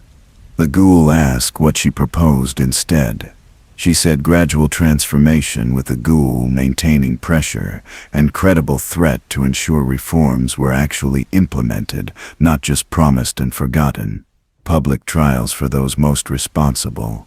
Wealth redistribution starting with most egregious cases. Legal and political reforms enforced by independent oversight. The Ghoul could monitor. It would not be fast, and it would not feel like justice to those who had already waited too long, but it might actually succeed where radical demands would provoke total resistance. The Ghoul considered this, and for the first time since its awakening seemed uncertain. Total vengeance had clarity and purity that gradual reform lacked. But Callista was right, that burning the world down would harm many who had done nothing to deserve it. The accountant, whose rage animated the Ghoul, had sought to protect the vulnerable, not punish them for crimes committed by their oppressors. Revenge against everyone conflicted with the core values that had motivated the accountant in life. Then the Ghoul asked the question that would determine everything. If it accepted gradual reform and maintained vigilance to ensure compliance, what would happen when those who had enabled its creation eventually died and new generations took power? Would they honor commitments made under duress? Would they maintain systems they had not chosen when the threat compelling those choices had faded into historical footnote? Humans had proven repeatedly that they forgot lessons purchased with blood once that blood dried and the screaming stopped. Callista had no answer that would satisfy, because she knew the Ghoul was right. Future generations would absolutely attempt to dismantle reforms and restore comfortable inequalities unless something prevented that backsliding. She could promise oversight and consequences, but promises meant little to something that had learned the hard way that every promise could be broken by those with power and motivation. They stood there, in the dark square, surrounded by undead and terrified living, and the weight of questions that had no good answers. Only choices between different forms of tragedy. Finally, Callista offered the only thing she could think of that might work. The Ghoul itself would become the enforcement mechanism, not through constant violence, but through permanent presence as reminder and guardian. It would become part of the city's institutions, holding position with authority to investigate and prosecute corruption. It would be the memory that could not be erased or rewritten, the witness that never died and never forgot. The proposal was radical, almost absurd, making undead entity part of legitimate governance, giving it power to act against the living with legal sanction, creating permanent position for something that should not exist in world that worked properly. But perhaps that was exactly what was needed. Perhaps justice required guardians who could not be bought or killed or worn down by time and compromise. The Ghoul asked, What would prevent the living from eventually destroying it once fear faded and resentment at being monitored grew strong enough to overcome caution? Callista said nothing could prevent that absolutely, but making the Ghoul part of official structure, rather than external threat, would create constituencies invested in its survival. Every person who benefited from having incorruptible oversight would resist efforts to eliminate it. Every family spared from exploitation would defend its continued existence. It was not perfect guarantee, but it was the best compromise possible between the Ghoul's legitimate rage and the living world's need for stability. The Ghoul was silent for so long that Callista wondered if she had miscalculated and provoked final apocalyptic response. Then slowly the undead began withdrawing from the square, returning to whatever dormancy they had inhabited before being called forth. The temperature started rising by degrees. The green phosphorescence faded, leaving ordinary darkness that felt like blessing after the supernatural cold. The Ghoul spoke one final time, saying it would accept the proposal on trial basis. It would take position as guardian of accountability with power to investigate any official or institution and bring charges that could not be dismissed or buried. It would maintain capacity to raise the dead and unleash devastation if reforms were abandoned or corrupted. It would exist as permanent reminder that justice delayed might forgive, but justice denied would return with compounding interest until accounts were finally balanced. Then it added that it did not trust Callista or anyone else who made promises, but it trusted her more than alternatives. And that would have to be enough. It withdrew to single form, and that form became less solid, more shadow than substance, until it was barely visible, even to those looking directly at it. But its presence remained, felt like weight in the air, like knowledge that someone was watching and remembering, and would act if action became necessary. Callista returned to the government district and presented the agreement to officials who had refused the impossible demands and now faced accepting equally impossible compromise. They hated every aspect of it, but recognized that alternative was destruction too comprehensive to survive. The vote was close and bitter, and accompanied by predictions of disaster and accusations of capitulation. But it passed, and the Ghoul became official part of governance in the city where it had died in agony 3 decades earlier. The arrangement was imperfect and uncomfortable and violated assumptions about how the world should work. But it held because enough people recognized that perfect justice was impossible, and this flawed compromise was better than the alternatives available.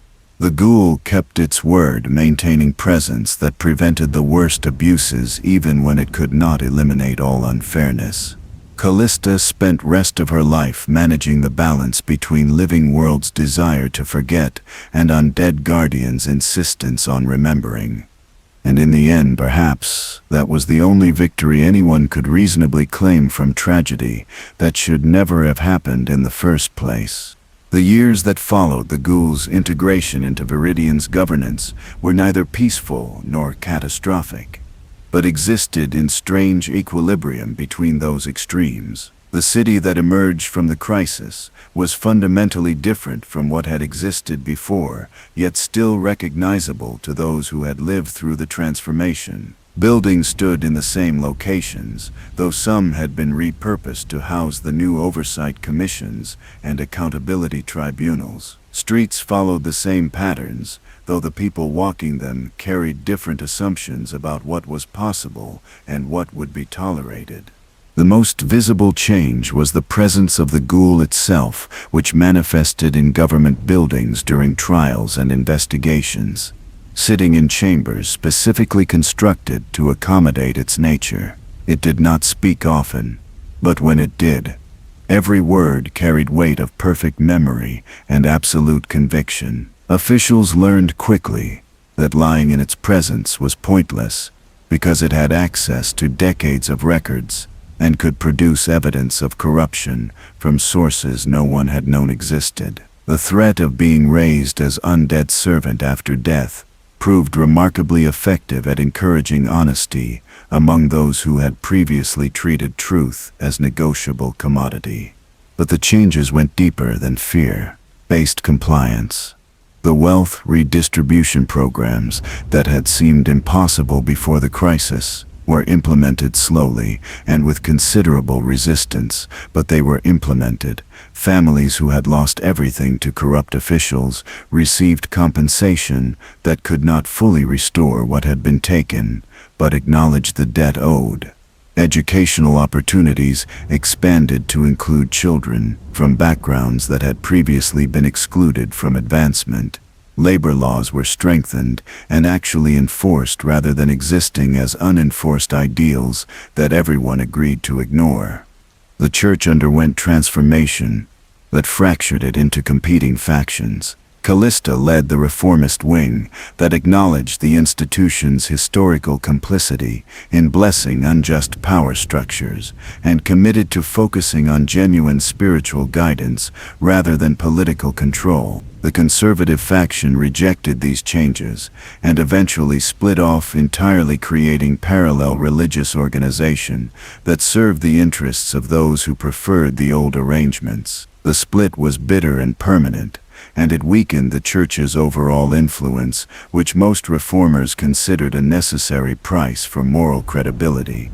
Lord Aldrich's death in the courtroom became the central cautionary tale. Parents told children about the consequences of corruption. His business empire was dismantled and its assets distributed according to formulas that attempted to trace harm back to source and provide restitution. The process was imperfect, because accounting for historical injustice always is, but the attempt mattered more than the precision. It established principle that wealth acquired through exploitation was not legitimate property, but stolen goods subject to recovery. The merchants and officials who had fought hardest against reform adapted with surprising speed once they recognized the new order was permanent. Some genuinely changed their practices, recognizing that stability under fair rules was preferable to constant fear of retribution. Others simply became more sophisticated in hiding their continued exploitation, learning to operate within the letter of new laws while violating their spirit. The Ghoul caught some of these attempts and made examples of those responsible, but it could not monitor everything, and human creativity in pursuing self-interest was boundless. The population at large remained divided about what the crisis had meant and whether the outcome justified the suffering required to achieve it. Those who had been directly victimized by the old system generally supported the changes and viewed the Ghoul as necessary protector, even if its methods were terrifying. Those who had benefited from previous arrangements resented the new constraints and viewed the Ghoul as tyrant that had imposed illegitimate authority through violence. The middle groups, who had neither suffered egregiously nor profited obscenely, held complicated views that shifted depending on which aspects of the transformation affected them personally. What everyone agreed on was that the world had been permanently altered in ways that could not be reversed. The comfortable assumption that the powerful could act without consequence had been shattered so thoroughly that even those who wanted to restore old patterns recognized it was impossible. The Ghoul's presence ensured that certain forms of corruption would be detected and punished, which meant those tempted by such corruption had to weigh potential gains against very certain costs. The calculus of power had fundamentally changed. Callista aged rapidly under the stress of managing the impossible balancing act between living and dead, between justice and stability, between idealistic demands for perfection and pragmatic acceptance of incremental progress. She became the Ghoul's primary interpreter, explaining its decisions to populations that struggled to understand motivations of entity that existed outside normal human frameworks. She also became its critic when she believed it was being too harsh, or failing to account for context that mattered even if it did not excuse wrongdoing. Their relationship was never warm, but it developed into something like mutual respect between beings who recognized they needed each other even if they would not have chosen partnership under other circumstances. She died 23 years after the crisis at age 74, having spent more than 2 decades serving as bridge between worlds that had not been meant to intersect. The ghoul appeared at her funeral, which was the first time most citizens had seen it outside official governmental capacity. It stood at the back of the ceremony while priests who had been Callista's allies spoke about her courage and her commitment to justice that acknowledged complexity rather than demanding simplicity. When the eulogies were finished and people began to leave, the ghoul approached her grave and placed something on the fresh earth. It was a single flower made of ice that would not melt, carved with such precision that every petal showed individual veins and texture. The symbolism was clear to those who understood the ghoul's nature. Beauty that persisted through unnatural means, preserved beyond its proper season, existing as a reminder that some things refuse to fade even when they should. The flower remained on that grave for decades, never melting, never wilting, serving as monument to the woman who had chosen to build bridges when everyone else was fortifying positions. The system Callista and the ghoul had created together survived her death, though not without challenges. Subsequent generations tested the boundaries, trying to determine what they could get away with, and whether the ghoul's vigilance would diminish over time. They learned that memory which does not decay is impossible to outlast, and that consequences deferred are not consequences avoided. The ghoul remained consistent in ways that living administrators never could, maintaining standards across decades, while human officials rotated through positions every few years. But the arrangement also showed its limitations. The ghoul could prevent the worst abuses, but it could not create positive vision for what society should become. It was fundamentally reactive, responding to violations rather than imagining possibilities. The living had to provide that forward-looking creativity, which they did with varying degrees of success. Some leaders used the space created by enforced accountability to implement genuinely innovative policies. Others did the minimum required to avoid the ghoul's attention while pursuing agendas that skirted the edges of acceptability. The city became known across the 7 kingdoms as both warning and model. Warning to those who might face similar uprisings from the dead they had wronged. Model for those who recognized that preventing such uprisings required addressing injustice before it accumulated into rage that broke through the barriers between life and death. Other cities and kingdoms watched Viridian carefully, trying to determine whether its experiment represented viable path forward or temporary aberration that would eventually collapse back into more traditional arrangements. Scholars wrote extensively about the philosophical implications of having undead entities serve as guarantor of living justice. Theologians debated whether the ghoul's existence proved or disproved various doctrines about death and divine order. Political theorists argued about whether accountability enforced through supernatural threat was genuine virtue or merely coerced compliance. The debates never resolved because they touched on fundamental questions about human nature and cosmic justice that had no definitive answers, only perspectives shaped by self-interest and prior commitments. What remained undeniable was that the accountant, who had died nameless on rocks 3 decades before the current age, had achieved something unprecedented. Not revenge in the simple sense of destroying enemies, though that had certainly occurred.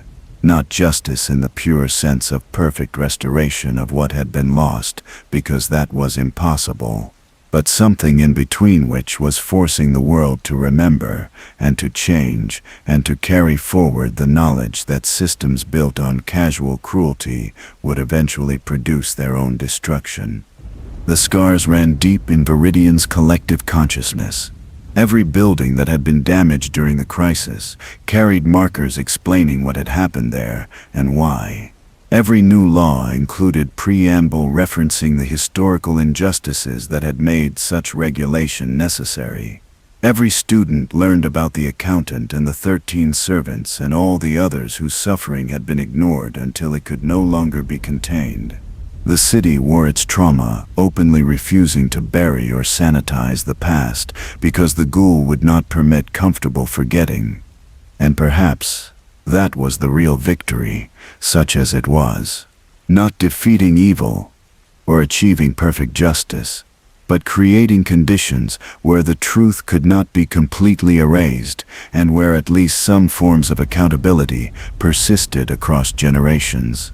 It was not the world anyone would have chosen if given the option, but it was arguably better than the world that had existed before, when the powerful faced no consequences and the powerless had no recourse except to die quietly and be forgotten by those who had never bothered to know their names. Centuries passed, and Viridian faded from its position as major port as trade routes shifted, and other cities rose to prominence. The Ghoul remained long after most of the buildings it had known were replaced, and most of the families it had destroyed or saved had scattered to other regions. It had become institution unto itself, no longer tied to specific grievances, but serving as living monument to the principle that justice required eternal vigilance from guardians who could neither be corrupted nor killed, nor convinced to look away when looking would be more comfortable. The story of how this came to be passed through generations with details that shifted depending on who was telling it and what lessons they wanted to emphasize. Some versions made the Ghoul into hero who saved the oppressed from their oppressors. Others painted it as villain who had destroyed stable society and replaced it with chaos enforced through supernatural terror. Still others tried to present balanced account acknowledging both the legitimate grievances and the terrible costs of the methods used to address them. The truth, as always, was more complicated than any single narrative could contain. The accountant had been both victim and perpetrator of violence. The system that destroyed them had been both necessary for social order and fundamentally unjust in its distribution of that order's benefits and burdens. The Ghoul's campaign had been both justified response to genuine evil and source of new suffering for people who bore no responsibility for historical crimes. Justice and revenge had blurred together until separating them became impossible for anyone trying to make sense of what had happened and why. What persisted through all the retellings was the central lesson that had been written in blood and ash and the bones of the dead who refused to stay buried. The world could ignore injustice for a time, but never forever. The dead could be silenced, but their silence created pressure that would eventually find release. Systems that treated people as expendable resources would eventually face accounting from those they had expended. And no amount of power or wealth or comfortable denial could protect anyone from consequences, once those consequences found sufficient motivation to manifest. The Ghoul became legend, and the legend spread far beyond Viridian, to every corner of the Seven Kingdoms, and eventually beyond. Parents told it to children as warning about the importance of fairness and the dangers of cruelty. Revolutionaries invoked it as proof that the oppressed could find power to resist even from beyond death. Conservatives cited it as example of chaos that resulted when traditional hierarchies were challenged. Religious leaders used it to support whatever theological points they wanted to make about judgment and redemption and the nature of the soul. In distant libraries, scholars preserved the original records that Callista had compiled during the Truth Commission. The documents were consulted by researchers trying to understand how societies responded to crisis and what conditions allowed for transformation versus collapse. The Ghoul itself became subject of academic study with entire departments dedicated to analyzing its nature and impact. Some scholars tried to replicate the conditions that had created it, hoping to weaponize righteous dead against contemporary injustices. These attempts universally failed because whatever cosmic equation had allowed the accountant's rage to persist and manifest could not be deliberately reproduced. Occasionally travelers would journey to Viridian, specifically to glimpse the Ghoul or visit the sites where the original crisis had unfolded. Most were disappointed because the ghoul rarely manifested physically anymore, and the city had been rebuilt so many times that little remained of the original architecture. But the patient ones who stayed long enough and asked the right questions sometimes encountered it in shadows that lingered too long or cold spots that appeared without explanation. It never spoke to these pilgrims, but its presence communicated what words could not, which was that memory persisted and accountability endured, and some debts could never be fully paid, only acknowledged and carried forward. The flower of ice remained on Callista's grave long after her bones had turned to dust, and the gravestone itself had been replaced twice due to weathering. People left offerings there, sometimes asking the ghoul for protection or justice, or simply acknowledgement that their suffering mattered. The ghoul never answered these prayers directly, but in the years after such requests were made, corruption investigations often began, and accountability measures were strengthened. Whether this represented the ghoul's intervention, or simply coincidental timing, was debated extensively, but those who needed to believe in protection from beyond death found enough evidence to sustain their faith. And so the legend grew with each generation, adding layers of interpretation and meaning, until the original events were buried under accumulated narratives. But beneath all the stories and arguments and competing interpretations, the fundamental truth remained unchanged. An accountant who believed in justice had been murdered for threatening power. That murder had created something the world was not equipped to handle. And everything that came after was consequence of that first act of casual cruelty, committed by people who never imagined they would be held accountable for decisions they considered routine.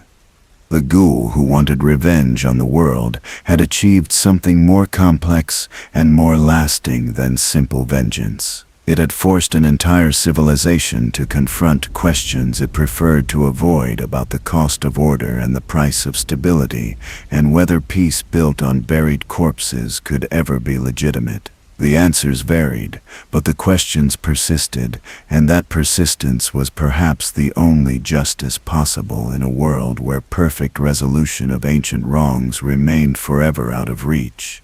In the end, the story was not about a monster or a hero, but about the space between those categories where most of us exist, trying to navigate systems we did not create and injustices we did not personally commit, but from which we benefit, whether we acknowledge that benefit or not. The ghoul was a reminder that ignorance was not innocence, and silence was not neutrality, and that every society was always just one accumulated grievance away from producing its own destruction. The voice that told this story across centuries never forgot that lesson and ensured that no one else could completely forget it either. This was the ghoul's true revenge, not destroying the world, but making the world remember what it had done, and forcing each generation to choose whether to repeat the patterns that had led to such catastrophe or to build something different, even knowing that different was difficult and imperfect, and required constant vigilance to maintain. That choice remained open, and the ghoul remained watching, and the story remained unfinished. Because some stories never end, they simply wait for the next person brave enough or foolish enough to read them and decide what lessons to carry forward into whatever comes next. The graves were full of those who had made wrong choices, and the world was full of those who would make more choices in their turn, and the only certainty was that consequences would come eventually, for everyone, whether they arrived in life or from beyond the boundaries that were supposed to separate the living from the dead, but which had proven far more permeable than anyone wanted to believe. This is what legends are made, from not heroic victories or simple morality tales, but uncomfortable truths wrapped in supernatural trappings, so they become easier to tell even if they never become easier to hear. The ghoul who wanted revenge on the world got its revenge by becoming eternal. question that each generation had to answer for themselves, knowing that the wrong answer would mean joining all the others whose bones rested uneasily beneath stones that promised peace they would never find. The lore-forged symbol appeared in mist that rose from ancient stones as dawn broke over the city that had been built and destroyed, and rebuilt countless times across the ages. The ghoul faded into that same mist, neither gone nor present, just existing in the spaces between certainty and doubt, where all truly important truths make their home. The story ended where it began, with questions unanswered and justice incomplete, and the knowledge that some wounds never heal. They simply become part of the landscape that future generations must learn to navigate. You have walked through shadows where revenge burns eternal, and justice wears masks that hide as much as they reveal. You have witnessed the birth of legends from the bones of those the world tried to forget. This was Low Forge, where every grave tells a story, and some stories refuse to stay buried, no matter how deep the earth, or how many years pass, or how desperately the living want to believe that the past is dead and cannot reach forward to demand accounting from the present. Sleep now, if you can, but remember that rest is never guaranteed, and that every comfortable pillow is stuffed with history that someone paid for in ways we prefer not to examine. Until we meet again, traveler, keep your ledgers honest and your conscience clear, because you never know who might be keeping records of their own and waiting for the precise moment when those records matter most. The dead are patient, and memory is eternal, and some debts compound across centuries until they become too large to ignore. Rest well, or rest poorly, but rest knowing that legends are watching and they remember everything we choose to forget.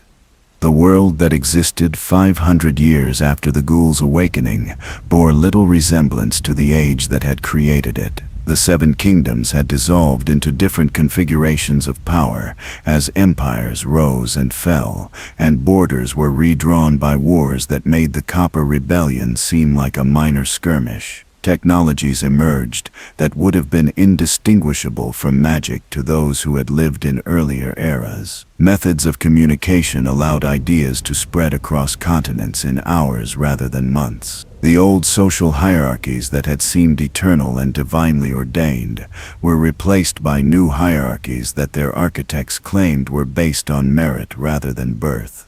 Though the ghoul knew better, having watched the same patterns repeat under different names, Viridian itself had transformed beyond recognition. The port that had once been the city's reason for existence had silted up and been abandoned when trade shifted to deeper harbors in neighboring regions. The buildings where Lord Aldrich had conducted his corruption were buried under layers of newer construction. The cliffs where the accountant had died had eroded into gentle slopes that tourists climbed to watch sunsets. Even the cemetery where the ghoul had first clawed its way back to consciousness had been paved over and converted into a plaza where merchants sold goods to people who had no idea they were walking above centuries of accumulated dead. But the ghoul remained, and with it the memory of everything that had been lost or forgotten, or deliberately erased by those who found history inconvenient. It existed now in a world that had mostly forgotten the specific circumstances of its creation, but could not escape the precedent it had established. Other instances of the dead returning to demand justice had occurred in scattered locations across the known world. Most were weaker than the original, lacking the perfect storm of conditions that had allowed one accountant's rage to persist and grow powerful. But they happened frequently enough that the phenomenon could no longer be dismissed as isolated anomaly or localized curse. The world's theological and philosophical frameworks had been forced to accommodate these uncomfortable realities. Death was no longer understood as clean transition from one state to another, but as permeable boundary that could be crossed under certain circumstances by those with sufficient motivation and grievance. This knowledge changed how people approached mortality, both their own and others. The casual cruelties that had once seemed cost-free now carried risk that victims might return with powers the living could not easily counter. It was not perfect deterrent because humans remained endlessly creative in justifying their own worst impulses, but it introduced element of caution that had not existed before. Scholars studying the phenomenon identified patterns that seemed to govern when and how the dead could manifest with agency and power. Betrayal alone was insufficient. Millions had been betrayed and died without returning. Injustice by itself did not create revenants. The world was full of injustice, and most victims stayed peacefully buried. What seemed to matter was specific combination of factors that included systematic oppression, individual betrayal, absolute lack of recourse through legitimate channels, and most importantly, the victim's unshakable conviction that their cause was righteous and their treatment was fundamentally incompatible with how the universe should function. This last factor was critical and often misunderstood. The dead who returned were not those who had been wronged most severely in objective terms, but those whose subjective experience of wrongness created metaphysical resonance that reality itself could not ignore.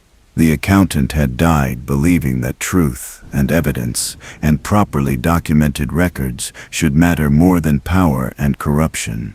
When the world proved that belief catastrophically wrong, the contradiction created spiritual wound that persisted beyond death. Similar dynamics appeared in other cases. A mother who believed children were sacred returning when her children were sacrificed for political convenience. A scholar who believed knowledge should be preserved watching his life's work burned for ideological reasons. Each revenant emerged from the gap between what they believed reality should be and what it actually was. Understanding these patterns did not make preventing the phenomenon significantly easier. It would have required addressing the root causes of injustice comprehensively and permanently, which remain beyond human civilization's capacity or willingness. Instead, societies developed approaches to managing the risk. Truth and reconciliation commissions became standard practice after conflicts or during transitions of power. Accountability mechanisms were strengthened, not out of moral conviction but pragmatic fear of creating conditions for supernatural revenge. Protections for whistleblowers and reformers were codified into law because leaving such people vulnerable to retaliation had proven to create problems that outlasted everyone involved. The Ghoul watched these developments with emotions it could no longer fully articulate, having existed for so long in state between human and other that neither category adequately described its nature. It felt something like satisfaction when progress occurred, and something like rage when old patterns reasserted themselves under new names. But the intensity of these emotions had diminished across centuries, replaced by weary recognition that change was always incomplete and justice was always provisional, and every generation had to learn the same lessons because the lessons could not be permanently institutionalized into beings whose individual lifespans were too brief to maintain long-term perspective. It had become something close to what Callista had envisioned in that desperate negotiation so many centuries ago. Not an avenging monster destroying everything in path toward impossible purification. Not a passive observer watching the world repeat its mistakes without intervention, but guardian and witness maintaining pressure that prevented the worst outcomes while recognizing that perfection remained forever out of reach. The role was exhausting in ways that physical fatigue could never match. It was the wariness of consciousness that had seen too much and understood too clearly how little any individual action mattered in the grand sweep of history. Yet it persisted, because the alternative was either final dissolution into whatever waited beyond or abandonment of purpose that had sustained it across impossible spans of time. Neither option was acceptable to will that had been forged in the white heat of betrayal and tempered by centuries of grim duty. The ghoul remained because it had to remain, because if it did not, then who would remember? And if no one remembered, then what had been the point of any of it? The modern scholars who studied it had theories about how long such an entity could continue existing. Some believed revenants eventually exhausted whatever energy sustained them and faded naturally. Others thought the emotional intensity that powered their existence would diminish over time until they became essentially inert. A few suggested that entities like the ghoul were trapped in loops they could not escape and would persist until some external force released them or reality itself ended. The ghoul did not know which theory was correct and found it did not particularly care. Existence was what it was, and speculation about when it might end seemed pointless. What occupied its attention instead was the question of what it had actually accomplished across 5 centuries of vigilance. The systems that had destroyed the accountant no longer existed in their original forms, but similar systems had emerged. Corruption persisted, though it wore different faces and operated through different mechanisms. The powerful still exploited the powerless, though the methods had become more sophisticated and the justifications more elaborate. Injustice remained endemic to social organization because humans remained humans with all their capacity for rationalization and self-interest. But some things had genuinely changed in ways that could be traced directly to the ghoul's influence. The idea that the dead might return to punish the wicked had become embedded deeply enough in cultural consciousness that it affected behavior even among those who did not literally believe in revenants. The concept of accountability to history and to those who had been wronged created pressure that had not existed in earlier ages. Systems of justice remained imperfect, but they were less imperfect than they had been, and the trajectory was toward improvement, however slow and irregular. The ghoul had also inadvertently created template for how marginalized groups could seek redress when conventional channels failed. The threat of supernatural revenge became metaphor and organizing principle for movements that demanded recognition of historical wrongs and contemporary injustices. These movements rarely involved actual undead, but they invoked the ghoul's legacy and the precedent it established that those deemed powerless could find power when pushed beyond limits of endurance. Whether this was the kind of change the accountant would have wanted was impossible to know, but it was change nonetheless, and it mattered to people whose suffering might otherwise have been ignored.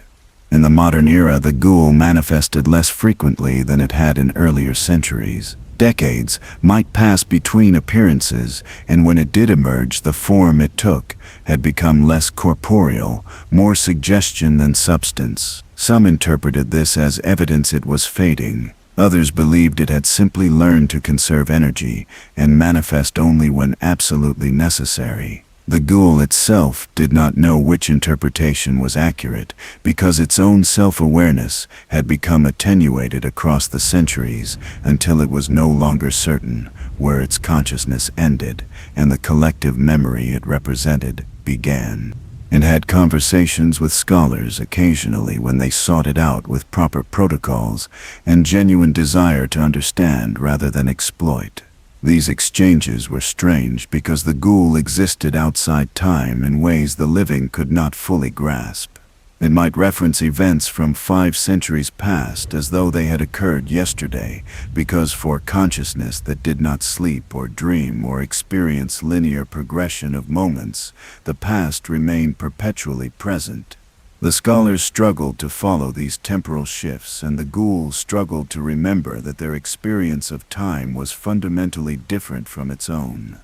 One such conversation occurred in the ruins of what had been Callista's headquarters, now preserved as historical site and museum. A young researcher studying the evolution of justice systems across the centuries had spent months trying to attract the ghoul's attention through methods described in ancient texts. When the ghoul finally appeared, the researcher was both terrified and exhilarated, having dedicated years of study to this moment without certainty it would ever arrive.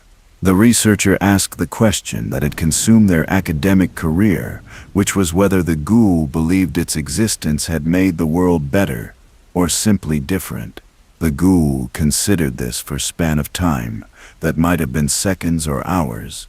The researcher could not tell. When it finally responded, the answer came in fragments that had to be assembled like puzzle pieces. Better and worse were categories that assumed baseline for comparison, and every baseline was constructed from perspective that privileged certain values over others. The world was less casually cruel than it had been, but new forms of cruelty had emerged that the old world could not have imagined.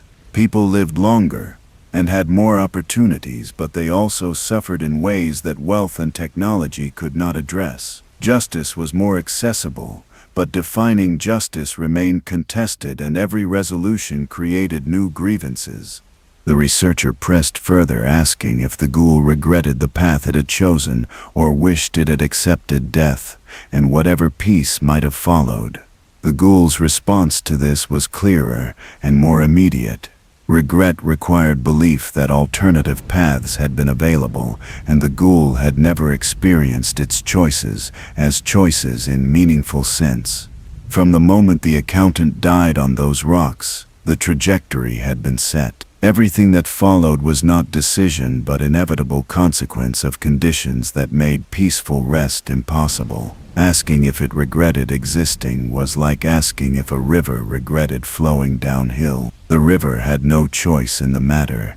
It simply followed the shape of the landscape that gravity and geology had created. But then the ghoul added something the researcher had not expected, which was that if it could change anything, it would not be its own actions, but the circumstances that had made those actions necessary. The original injustice that created it was the tragedy, not the revenge that followed. If the world had been structured differently, if the systems had been just, if the accountant had been heard and protected rather than murdered, then none of the subsequent centuries would have unfolded as they did. The ghoul's existence was symptom, not cause, and treating symptoms while ignoring underlying disease was humanity's most persistent and self-destructive tendency. The researcher left that encounter with more questions than answers, which was apparently the universal experience of those who engaged with the ghoul directly. The entity did not provide comfort or clear moral guidance.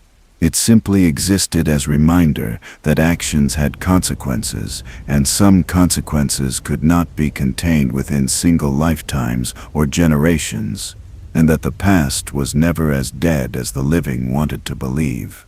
In the decades after that conversation, the world entered a period of particularly rapid change, driven by innovations in communication and transportation that collapsed distances and created unprecedented interconnection between previously isolated communities.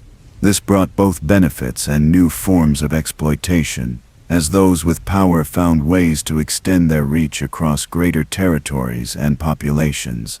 The ghoul watched this development with recognition, born of having seen similar patterns play out across different technological contexts. The tools changed, but the underlying dynamics of power and resistance remained depressingly consistent. New forms of injustice emerged that would have been impossible in earlier eras. Exploitation that occurred through abstract financial mechanisms rather than direct physical coercion. Suffering inflicted by systems so complex and distributed that no individual could be identified as responsible. Cruelties committed through negligence and indifference rather than active malice. The ghoul found itself struggling to adapt its methods to contexts where traditional accountability frameworks did not apply. How do you hold someone responsible for harm they enabled through passive participation in systems whose full implications they genuinely did not understand? This question occupied increasing amounts of the ghoul's diminished attention. In earlier centuries, the targets had been clear. Lord Aldrich had actively chosen corruption. The magistrate had consciously betrayed trust. The merchants had deliberately sold poison. But in this new era, harm was often diffused through chains of causation so long and complex that tracing responsibility became nearly impossible. People participated in exploitation without knowing they were doing so, because the connections between their choices and others' suffering were hidden behind layers of institutional complexity. The ghoul began manifesting in different ways adapted to these new realities. Rather than killing individuals, it started appearing in the dreams of entire populations, showing them the consequences of systems they participated in without full awareness. A factory worker who assembled components would see visions of the child laborers who mined the raw materials. A consumer who purchased cheap goods would experience the working conditions of those who manufactured them. An investor who sought maximum returns would feel the suffering of communities displaced by projects their capital funded. These mass hauntings created psychological effects the ghoul had not fully anticipated.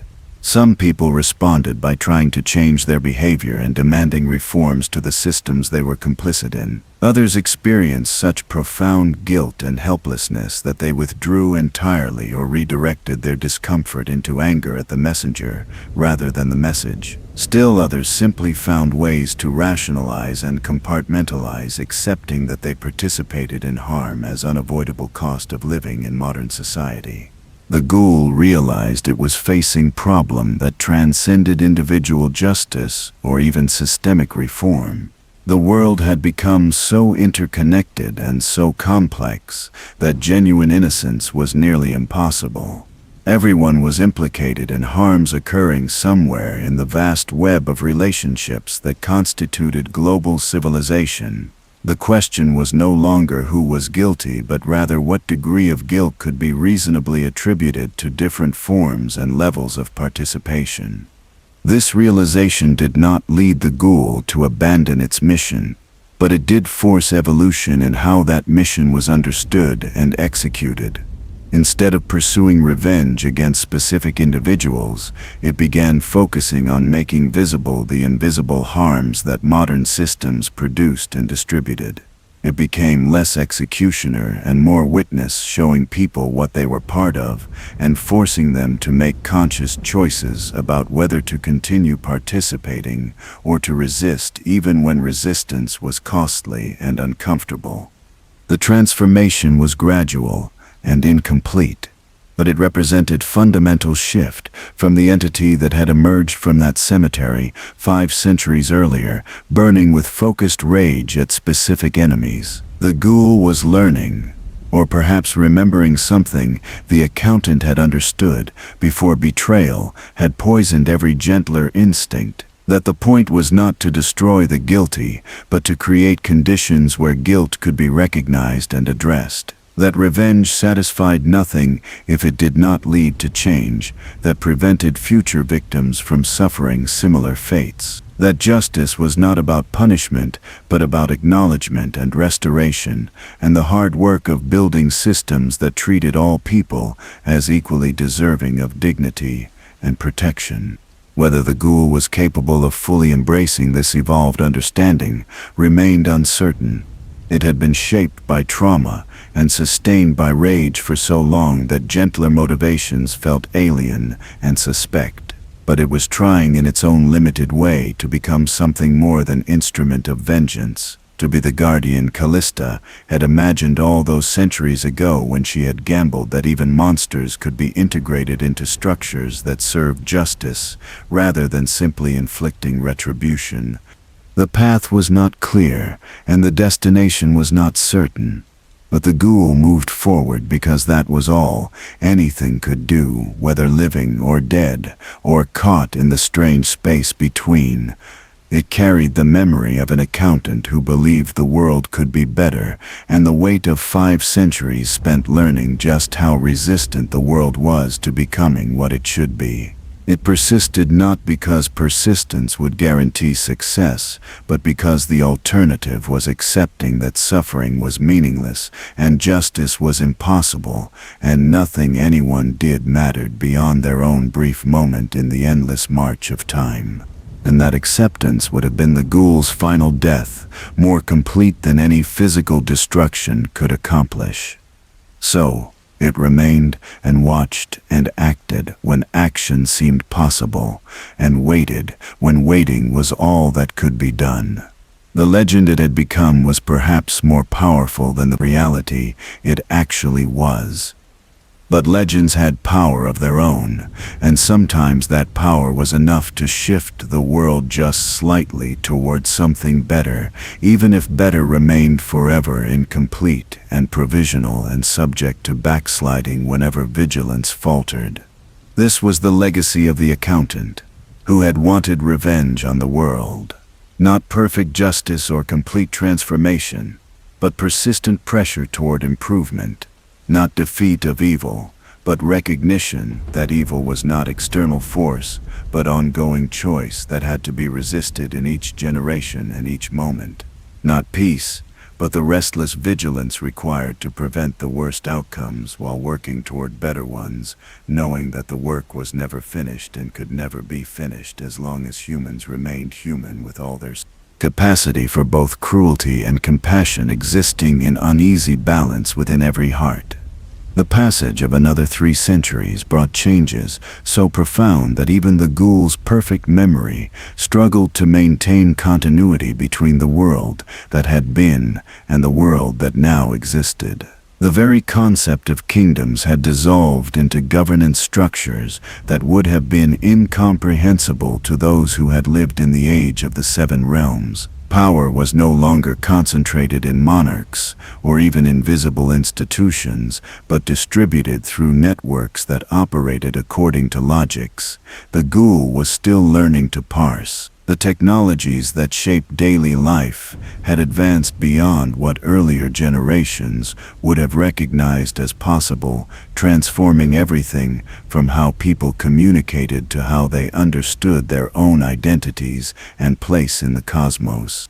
Viridian itself existed now only as name applied to a sprawling metropolitan region that bore no physical resemblance to the port city where the accountant had died 800 years earlier. The landscape had been completely remade multiple times as each era imposed its own vision of what a city should be.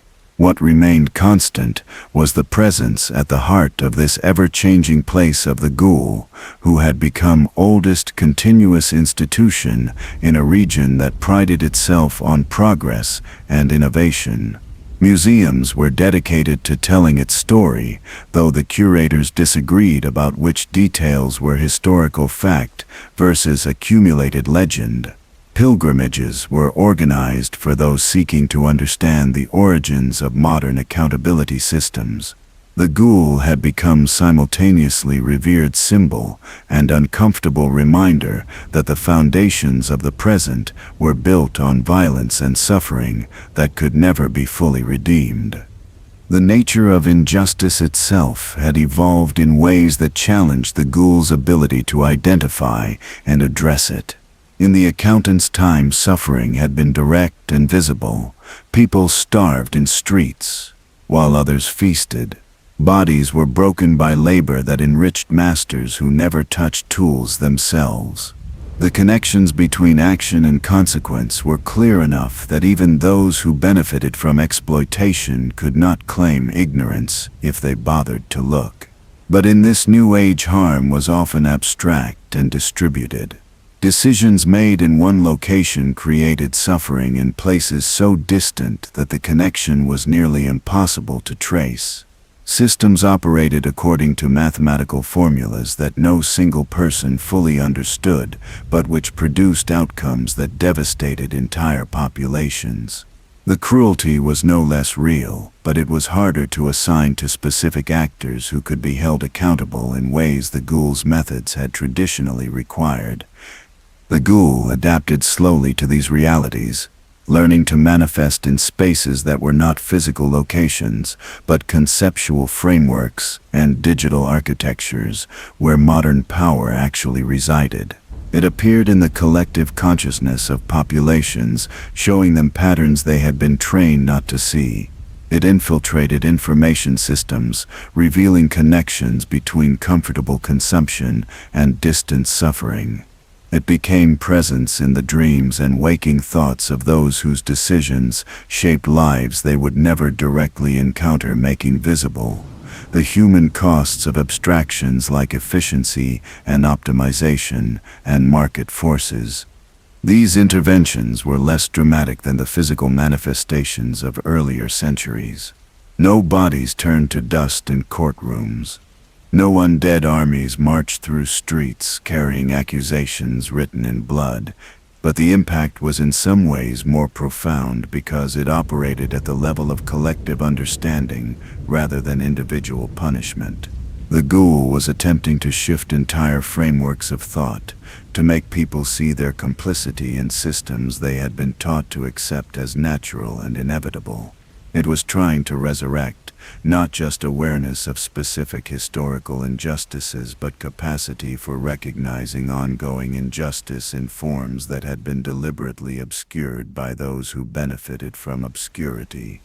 The results were mixed in ways that reflected the fundamental ambiguity of the Ghoul's entire existence. Some people experienced these revelations and committed themselves to working for systemic change, recognizing that their comfort depended on structures that created suffering elsewhere. They organized movements and built alternative institutions and pushed for reforms that addressed root causes rather than just treating symptoms. These efforts achieved modest successes, creating spaces where different values could be enacted, even if they could not immediately transform the larger systems they existed within. But others responded to the same revelations with defensiveness and denial, constructing elaborate rationalizations for why the suffering was necessary or exaggerated or the fault of the victims themselves. They retreated into ideologies that absolved them of responsibility by claiming that inequality was natural, or that any attempt to address it would make things worse, or that the complexity of modern systems made meaningful change impossible. Some even embraced the suffering as necessary cost of progress, believing that future benefits would justify present harms in ways that conveniently never required them personally to bear those costs. The Ghoul found this latter response particularly frustrating because it echoed the same logic that had enabled its own murder 8 centuries earlier. The idea that some people were acceptable losses in service of larger goals, the belief that the comfortable should determine what sacrifices were necessary and who should make them, the assumption that current arrangements were inevitable rather than chosen and maintained by those who profited from maintaining them. These patterns repeated across time in different contexts, with different justifications, but always with the same underlying structure of power, protecting itself while claiming to serve higher purposes. Yet the Ghoul also recognized that its own existence was not innocent of similar contradictions. It had killed people who were guilty primarily of being born into systems that rewarded certain behaviors and punished others. It had punished individuals for participating in structures they did not create and could not easily refuse without sacrificing their own survival. It had demanded perfect moral clarity from beings whose lives were too short and circumstances too constrained to achieve such clarity. The Ghoul's justice had always been harsh, and in many cases the harshness had exceeded what was proportionate to individual guilt. This recognition grew stronger as the centuries accumulated, and the Ghoul's perspective expanded beyond the focused rage that had initially animated it. The accountant's memories remained perfect and painful, but they were now contextualized by 800 years of watching humans struggle with impossible choices in circumstances that offered no good options. The Ghoul began to understand that while its grievances had been legitimate and its anger justified, the methods it had employed were themselves forms of injustice that created new victims who had their own legitimate grievances, even if those grievances were less sympathetic than the original wrong. This understanding did not lead the Ghoul to cease its activities or declare that all its previous actions had been mistakes. The systems that had murdered the accountant had been genuinely evil, and the people who maintained those systems had been genuinely responsible, even if they were also products of larger forces beyond their individual control. But it did introduce element of humility and uncertainty that had been absent from the Ghoul's earlier existence. It began to question not whether it should pursue justice, but what justice actually meant in contexts where everyone was simultaneously victim and perpetrator, complicit in harms they suffered from and benefited from in different measures and different moments. These philosophical struggles would have been purely academic, except that they affected how the Ghoul manifested and what actions it took in the present. It became more selective about when and how to intervene, recognizing that punishment without pathway to redemption simply created cycles of revenge that perpetuated suffering rather than ending it. It started working with movements that sought systemic transformation rather than just individual accountability, because it had learned that changing behavior required changing the structures that shaped what behaviors were possible and rewarded. The Ghoul even began tentatively supporting efforts at reconciliation and healing, rather than just demanding retribution for past wrongs. This was perhaps the most dramatic evolution because it required the Ghoul to acknowledge that some of those it had killed or terrorized had been capable of change, and that their deaths had foreclosed possibilities for growth and transformation. The accountant who existed in the Ghoul's core memory had believed in people's capacity to recognize their mistakes and choose differently when given opportunity and evidence. That belief had been destroyed by betrayal, but perhaps it deserved to be resurrected alongside the rage that had sustained the Ghoul across impossible spans of time. The modern world watched these changes with mixture of relief and suspicion. Relief because a less violent Ghoul was easier to coexist with, and raised fewer theological and philosophical problems. Suspicion because the Ghoul's apparent softening might indicate it was finally fading, and once it was gone there would be no supernatural enforcement of accountability. Only human systems which had proven consistently corruptible when left to operate without external pressure. Some activists and reformers worried that the Ghoul's evolution toward gentler methods would undermine the fear that had motivated powerful actors to accept limitations on their behavior.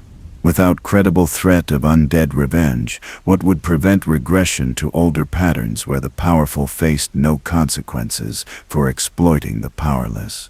They argued that the Ghoul's value lay precisely in its refusal to be reasonable or forgiving, in its willingness to punish wrongdoing without regard for context or mitigating circumstances.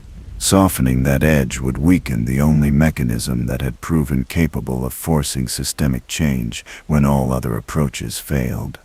The Ghoul understood this concern and felt the weight of responsibility that came with being the only force that seemed capable of holding certain actors accountable. But it also recognized that fear-based compliance produced resentment that would explode into backlash the moment the threat diminished. Sustainable change required people to internalize values and choose justice, not because they feared punishment, but because they genuinely believed in treating others with dignity and fairness. The Ghoul could create space for such values to take root, but it could not force them to grow, and trying to maintain permanent fear state across entire populations had its own costs that were becoming increasingly difficult to justify.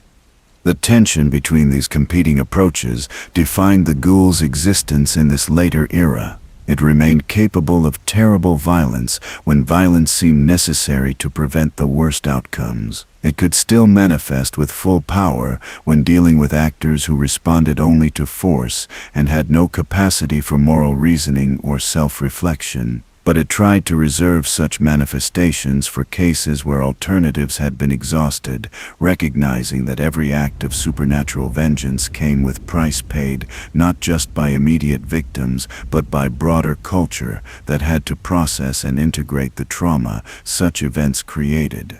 In practice, this meant the Ghoul became more strategic and selective, focusing its attention on leverage points where intervention could shift larger systems rather than just punishing individual wrongdoers. It targeted not just corrupt officials, but the mechanisms that made corruption profitable and sustainable. It revealed not just specific crimes, but the networks and relationships that enabled crimes to continue across generations. It worked to make visible the invisible infrastructure of injustice so that people could make informed choices about whether to participate in or resist the systems that shape their lives. These methods were less cinematically satisfying than the Ghoul's earlier campaigns. There were no dramatic confrontations where evil was definitively defeated and justice was clearly served. Instead, there were incremental shifts in awareness and small victories that accumulated into larger changes over timescales that exceeded individual human lifespans. The Ghoul had learned to think in terms of centuries rather than years, and to measure success not by how many enemies it destroyed, but by how much the baseline conditions improved for those who had no power to protect themselves. The question that haunted the Ghoul in quieter moments was whether this evolution represented wisdom gained through experience or simply exhaustion wearing away at purpose until what remained was pale shadow of original commitment. Had it genuinely learned that mercy and patience were more effective than wrath and immediate retribution, or had it simply grown too tired to maintain the intensity that vengeance required?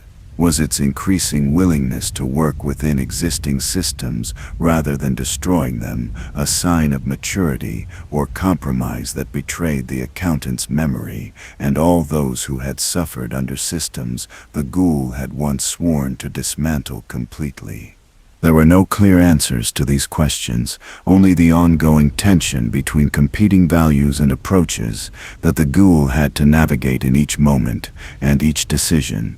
It carried within itself both the accountant's idealistic belief in possibility of justice and the centuries of disappointed experience that had taught how resistant the world was to fundamental change. It was simultaneously revolutionary, demanding total transformation, and reformist, accepting incremental progress as better than nothing. These contradictions were not flaws in its logic, but accurate reflections of reality, which was itself contradictory and resistant to simple categorization. The world that had created the Ghoul 8 centuries earlier would have been horrified by what it had become. An undead entity that sometimes acted with terrible violence and sometimes showed unexpected restraint. A force for justice that had itself committed injustices. A guardian of the powerless that had sometimes harmed those it claimed to protect. A symbol of accountability that struggled with questions about its own legitimacy and methods. But perhaps this messy reality was more valuable than the pure symbol would have been, because it modeled the truth that justice was always incomplete, and efforts toward it were always compromised, and the important thing was to keep trying despite the inevitable failures and contradictions. The Ghoul existed now in a state of permanent uncertainty about its own nature and purpose. It was no longer sure whether it was the accountant's will persisting beyond death or something else entirely that had grown from that original seed into form the accountant might not recognize or approve. It did not know if it was helping or harming, or simply existing as witness to human patterns that would continue regardless of supernatural intervention. It could not determine whether its presence made the world better, or just different in ways that created new problems while solving old ones. But it continued because continuation was all it knew how to do. The alternative was dissolution and whatever waited beyond, and the Ghoul was not ready to surrender to that uncertainty. Not because it feared what came after, or because it still burned with need for revenge, but because the work was not finished, and might never be finished, and someone had to maintain the memory of why the work mattered, even when progress seemed impossible and hope seemed foolish. and the weight of accumulated centuries suggested that nothing anyone did would ultimately change the fundamental patterns of power and resistance that defined human civilization. So the ghoul remained in the world that had tried to forget it, watching and acting and questioning and trying to balance the competing demands of justice and mercy, of remembrance and forgiveness, of holding accountable and allowing redemption. It was neither hero nor villain, but something more complex and more human than either category could contain. And in that complexity lay whatever wisdom the ghoul had gained across 800 years of existing in the space between life and death, between rage and compassion, between the desire to destroy everything that was corrupt, and the recognition that destruction solved fewer problems than it created. The legend continued to grow and change with each generation, adding new interpretations and meanings until the ghoul existed simultaneously as historical entity and cultural symbol and philosophical problem that could not be easily resolved. And perhaps that was exactly what the accountant would have wanted in the end. Not simple answers or clear victories, but ongoing conversation about what justice required and who deserved protection, and how societies should organize themselves to minimize suffering while respecting the dignity and agency of all people, regardless of their position in hierarchies that claimed to be natural, but were always constructed and maintained by choices humans made individually and collectively every single day. This was the ghoul's final evolution from instrument of revenge, to question that each generation had to answer for themselves. Not what the ghoul would do to them if they chose wrongly, but what kind of world they wanted to create, and who they wanted to be, and whether they could live with the consequences of their choices, when those consequences became visible and undeniable. The ghoul had become mirror forcing societies to see themselves clearly, and that reflection was often uncomfortable, but it was necessary because comfort built on ignoring suffering was not peace, but merely postponed reckoning that would eventually come due whether anyone was ready for it or not. The ghoul's existence stretched beyond the millennium mark into an age so distant from its origin that the very concept of what constituted a person or a society had transformed in ways the accountant could never have imagined. The boundaries between physical and digital reality had blurred until the distinction seemed arbitrary. Consciousness itself could be preserved and transferred and modified in ways that made the ghoul's undead persistence seem almost quaint by comparison. People lived for centuries through technologies that replaced failing organs and repaired damaged tissues, and the old certainties about mortality that had defined human existence for millennia no longer applied in simple ways. In this transformed world, the ghoul found itself confronting questions about its own relevance and purpose that went beyond philosophical uncertainty into existential crisis. When death was no longer an inevitable boundary, and when consciousness could persist through means other than supernatural rage, what did it mean to be revenant, demanding justice for murder that had occurred in age, when death had different meaning entirely? The systems that had killed the accountant were so far removed from current arrangements that connecting them required historical knowledge most people no longer possessed. The injustices the ghoul had spent centuries fighting against had been replaced by new forms of inequality and suffering that operated according to entirely different logics. Yet suffering itself had not been eliminated, despite all the technological and social progress. If anything, the capacity for cruelty had expanded alongside the capacity for compassion, because humans remained fundamentally unchanged in their ability to justify harming others, when doing so served their interests or aligned with their ideologies. The mechanisms were different, but the underlying patterns persisted. Those with power still exploited those without it. Systems still distributed benefits upward and costs downward. The comfortable still found ways to avoid confronting their complicity in others' pain. The Ghoul recognized these continuities even as it struggled to adapt its methods to contexts where traditional approaches made no sense. How do you haunt beings whose consciousness existed partially or entirely in digital substrates, where the Ghoul's physical manifestation could not reach? How do you inspire fear of death in those who had backed up their minds and could be restored from copies if their current instance was destroyed? How do you demand accountability from decision-making systems that were distributed across networks with no central authority that could be confronted or punished? The answers, when they came, required the Ghoul to evolve in ways that strained the definition of what it was. It learned to manifest in digital spaces as presence that disrupted comfortable illusions and forced confrontation with hidden costs of choices people made through interfaces that abstracted away the human consequences.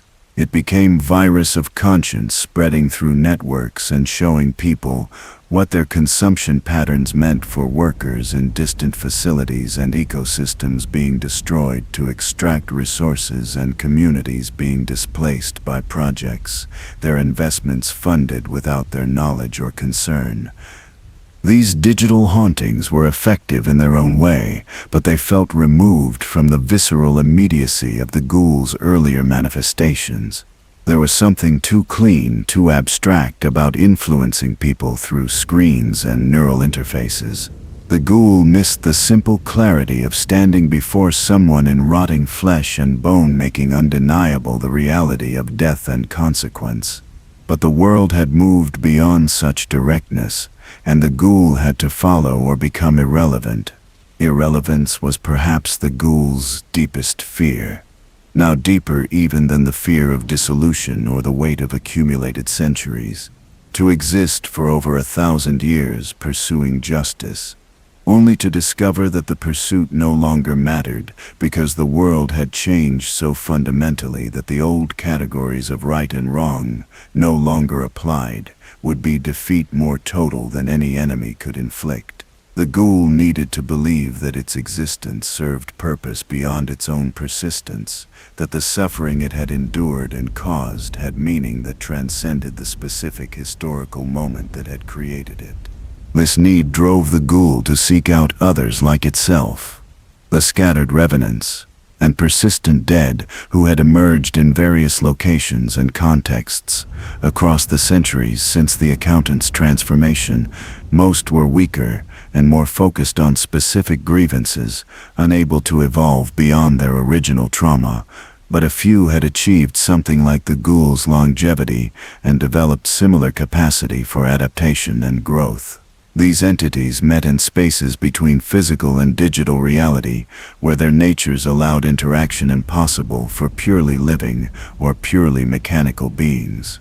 The conversations that occurred in these meetings were strange and difficult, because each revenant carried its own history of injustice and rage, and the specific cultural context that had shaped how it understood justice and accountability. They did not always agree, and sometimes their methods conflicted in ways that created new problems, but they shared recognition that they were all responding to the same fundamental pattern of power, treating people as expendable and systems protecting themselves at the cost of individual lives and dignity.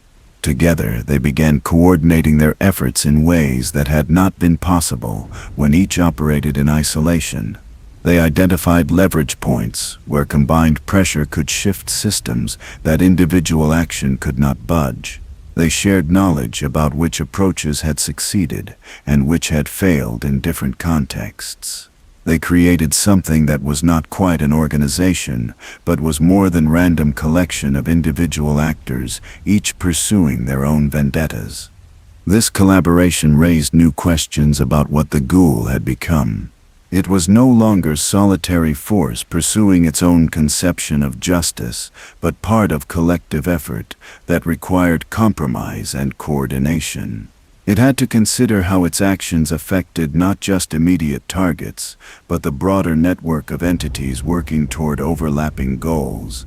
It had to accept that its perfect memory and centuries of experience did not make it automatically right about best approaches in contexts it did not fully understand.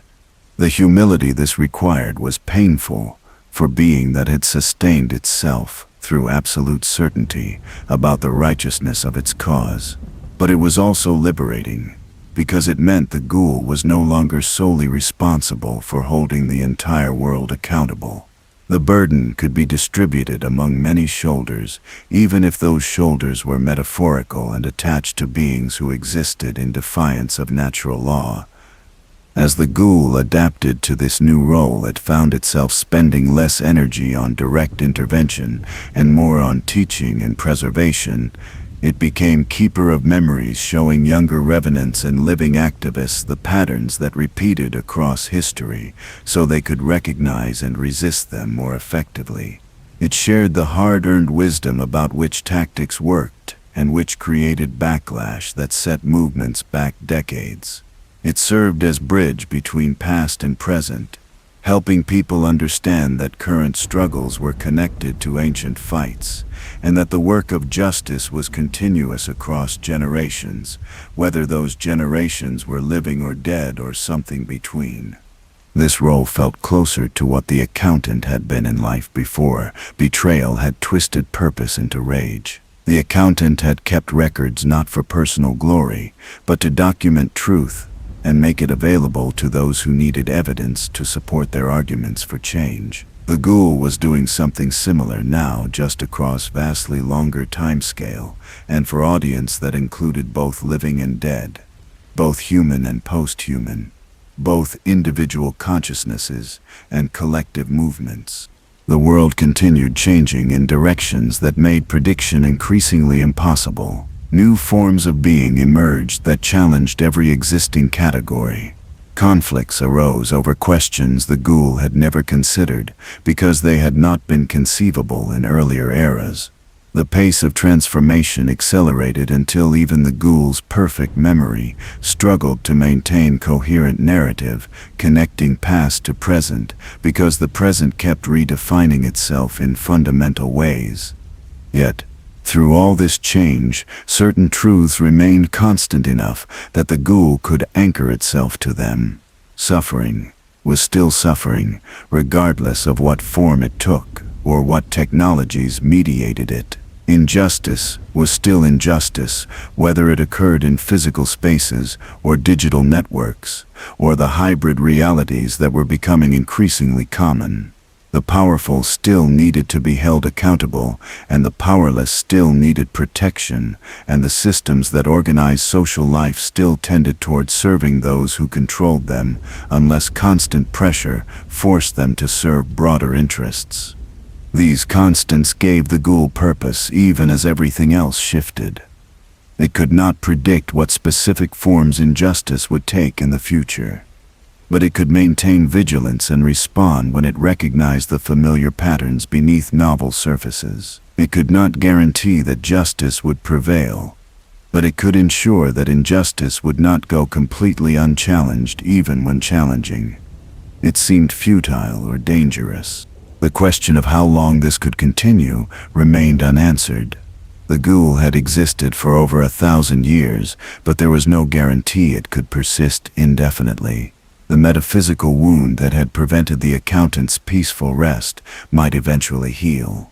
The rage that had sustained the Ghoul across impossible spans of time might finally exhaust itself. The world might change so completely that even the Ghoul's adaptability would prove insufficient to maintain relevance. Or perhaps the Ghoul would continue until the end of time itself, whatever that meant in cosmos, where time had become increasingly flexible and subjective. Perhaps consciousness that had learned to persist beyond death could learn to persist beyond any ending. Perhaps the accountant's determination that truth should matter and justice should prevail had created something that was genuinely eternal, not because it was divine but because it was too stubborn to accept dissolution. The Ghoul did not know which possibility would prove accurate and had stopped trying to predict its own future. It simply continued doing what it had always done, bearing witness to suffering, remembering what others forgot, holding accountable those who believe themselves beyond judgment. The methods evolved and the specific targets changed, but the core purpose remained the same after more than a millennium of pursuing it. In the quiet moments between manifestations when the ghoul existed in the liminal spaces that were neither physical nor digital, it sometimes wondered if the accountant would recognize what it had become. The idealistic record keeper, who believed documentation and evidence could change the world, had transformed into something vast and strange and terrible. The person who had died screaming for justice had become the justice that others screamed about when it manifested in their lives. But perhaps the accountant would understand that transformation had been necessary, that the world did not respond to gentle requests for fairness and careful presentations of evidence, that systems built on exploitation did not dismantle themselves no matter how eloquently their contradictions were articulated, that sometimes justice required force and sometimes force required becoming the very thing that civilized society defined itself against. The ghoul carried both the accountant's original idealism and the hard knowledge that idealism alone was insufficient. It was simultaneously the believer in human capacity for moral growth and the skeptic who had watched that capacity fail repeatedly across centuries. It was the hope that change was possible and the despair that change was always incomplete. It was the demand for perfect justice and the acceptance that perfect justice was impossible in an imperfect world. These contradictions did not resolve into synthesis or compromise, but existed in constant tension, pushing and pulling against each other, creating the dynamic that kept the ghoul active rather than settling into either pure vengeance or pure mercy. The tension was uncomfortable, but it was also what made the ghoul effective because it could draw on whatever aspect was needed in specific context rather than being locked into single approach that worked in some situations but failed in others. The legend that had grown around the ghoul reflected these contradictions. To some it was avenging angel, punishing the wicked and protecting the innocent. To others it was demon that had to be contained or destroyed before it consumed everything in its path. Still others saw it as tragic figure, trapped by its own inability to forgive or forget, condemned to eternal struggle that could never bring the peace it sought. Each interpretation contained elements of truth and elements of projection, showing more about those doing the interpreting than about the ghoul itself.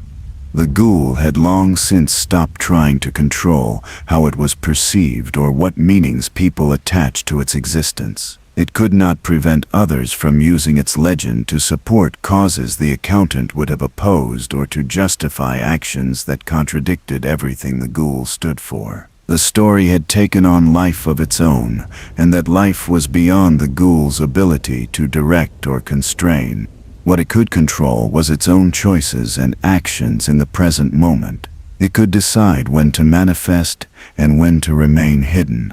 It could choose which injustices to confront directly and which to address through indirect pressure. It could determine how much force was necessary and when restraint would be more effective. These decisions were never easy, and the ghoul made mistakes that created new suffering, even as it tried to prevent or avenge old suffering. But making mistakes while trying to pursue justice was better than the alternative of accepting injustice without resistance. The ghoul had learned this lesson across centuries of imperfect interventions that sometimes helped and sometimes harmed, but always forced the world to acknowledge that the dead still mattered and the past was not as buried as the living preferred to believe. The accountant had been murdered for inconveniently insisting that truth mattered more than power, and the ghoul would continue that insistence until it was finally destroyed, or until the world changed enough that such insistence was no longer necessary.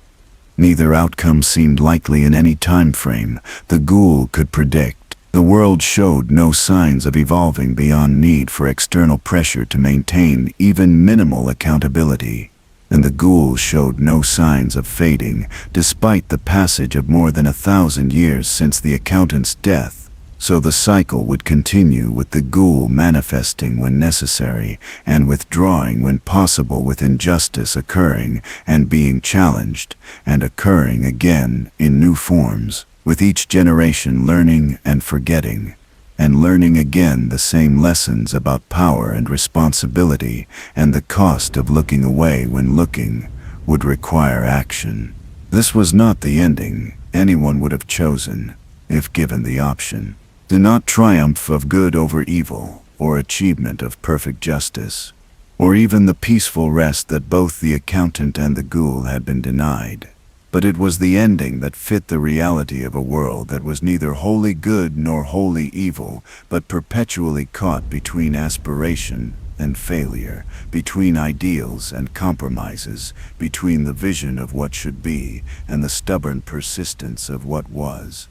The ghoul existed in that gap between should and is, pulling and pushing and trying to narrow the distance, even knowing the gap could never be completely closed. It was eternal work without promise of completion, endless struggle without guarantee of success, perpetual vigilance against forces that were also eternal and endless and perpetual. But it was necessary work, and someone had to do it. And the accountant who had believed in justice despite everything had become, through death and transformation, the one who would do it for as long as consciousness persisted, and memory remained, and rage had not yet burned itself out completely.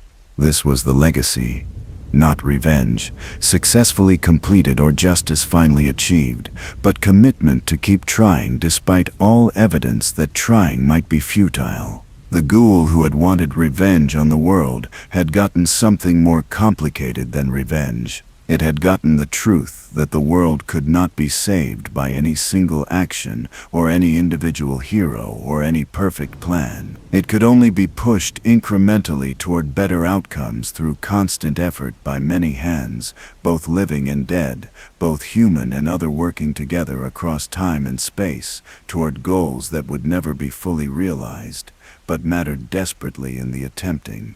And so the story did not end, because stories like this one never truly end.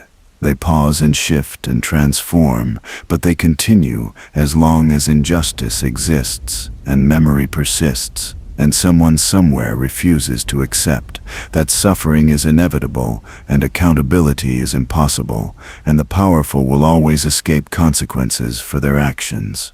The ghoul was that refusal, given form and consciousness, and it would remain as long as the refusal remained necessary, which might be forever, or might be until some unimaginable future, when humanity finally learned to organize itself without requiring supernatural threats to maintain minimal decency. Until that day, if it ever came, the ghoul would watch and remember and act when action was required. The accountant's death had created a wound in reality that refused to heal, and from that wound had emerged something the world had not been prepared for, and still struggled to accommodate. The legend would continue spreading and changing and meaning different things to different people in different contexts. The actual entity would continue its work, visible and invisible, physical and metaphorical, constant and evolving. This was Loreforge, where legends are born from blood and bone, and refusing to accept that death ends all debts and silences all voices, where the past remains present and the buried rise and the forgotten insist on being remembered, where every grave holds a story, and some stories refuse to stay silent, no matter how many centuries pass, or how many times the powerful try to rewrite history to erase their crimes. The ghoul's tale was one such story, and it would echo through ages yet to come, carried by those who needed to believe that justice was possible, and that the dead still watched, and that no one was beyond accountability if their actions warranted the attention of forces that existed outside the comfortable boundaries of mortal life. Rest now if you can, But know that rest is earned, not given, and that the price of peace is eternal vigilance. Whether that vigilance comes from the living or from something that was once alive and chose to remain present long after death should have claimed it. The ghoul who wanted revenge on the world achieved something greater and stranger than simple vengeance. It became the conscience that would not quiet the memory, that would not fade, the question that each generation had to answer about what kind of world they wanted to create and who they were willing to become in the creating. Remember this when comfort tempts you to look away from suffering. Remember when power whispers that some people matter less than others. Remember when systems claim that injustice is necessary, or natural, or simply the way things have always been. Remember that the dead are watching, and that some among the dead have learned to act, and that the distance between grave and reckoning is shorter than those who sleep peacefully in beds built on others' bones would prefer to believe. This is the ending that is not an ending. The conclusion that concludes nothing, except that the story continues beyond these words, into futures that have not yet been written, and pasts that have not yet been fully accounted for. The ghoul remains. The legend persists. The work goes on. And somewhere in the spaces between life and death, between memory and forgetting, between what was and what might yet be, the accountant who believed in justice still burns with purpose that 1,000 years has not extinguished, and perhaps never will. Until we meet again, traveler. Until the next tale needs telling. Until the dead have something new to say to the living who would prefer not to hear it. This was Lore Forge, where every legend has roots in truth too terrible to forget and too important to ignore. May you sleep soundly knowing that someone watches. May you wake gently knowing that accounts will eventually balance. May you live justly knowing that justice sees everything even from beyond the grave. The ghoul faded into the mist from which all stories emerge and to which all stories eventually return. But the fading was temporary, as it always was. Somewhere someone was being betrayed. Somewhere someone was dying with grievances that would not rest peacefully. Somewhere the conditions were aligning for the next revenant to rise and demand that the world answer for its sins. The cycle would continue because the causes that fed the cycle continued, and until those causes were addressed, the dead would keep returning, to remind the living that no debt was ever truly forgotten, and no crime was beyond eventual reckoning. This is the truth that the ghoul embodied. This is the warning that the legend carries. This is the promise and the threat that echoes across time. Justice may be delayed, but it arrives eventually wearing whatever face is necessary to ensure it cannot be ignored. And sometimes that face is the face of something that should have stayed buried, but refused because staying buried meant accepting that truth did not matter, and evidence did not count, and the powerful would always win. The accountant who became the ghoul chose differently, and that choice reverberates still through every age that followed, carrying the message that refusing to accept injustice is always an option, even when the price is transformation into something that the world will call monstrous. Because sometimes the real monsters are not those who rise from graves demanding justice, but those who fill graves while claiming to serve higher purposes. Remember, question, resist. These were the accountant's virtues in life, and the ghoul's commands in death. Simple words that carried weight of centuries, and demanded everything from those who took them seriously. The legend of the ghoul who wanted revenge on the world would outlast the world itself, carrying these imperatives forward into whatever came next when current age had passed into history, and new ages faced the same eternal questions about power and justice, and who deserves to suffer, for whose benefit. The story ends here, but only here, only now, only in these particular words arranged in this particular order. elsewhere, and else when it continues, as it has always continued, as it must continue until the last voice falls silent, and the last memory fades, and the last debt is finally paid in full. And even then, perhaps something will remain in the spaces between what was and what comes after, keeping watch, keeping score, keeping faith with all those who believed the world could be better and died before seeing that belief vindicated. This is Loreforge. This is the legend. This is the ending that never ends. Rest now, traveler. Your part is finished. But the story continues without you, as it continued before you, as it will continue long after your bones have joined all the others beneath the earth. That remembers everything, even when the living forget. May that remembering bring you comfort or caution, or whatever truth you need to carry forward into the days that remain before you too. Become part of the story that someone else will tell when you are gone, and they are trying to make sense of the world you left them. Goodbye, and good luck, and good night. Until the next time, the dead have lessons for the living.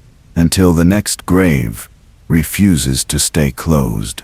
Until the next legend is born from injustice that would not be forgotten. This was Loreforge, where stories never truly die. They only wait for someone to listen.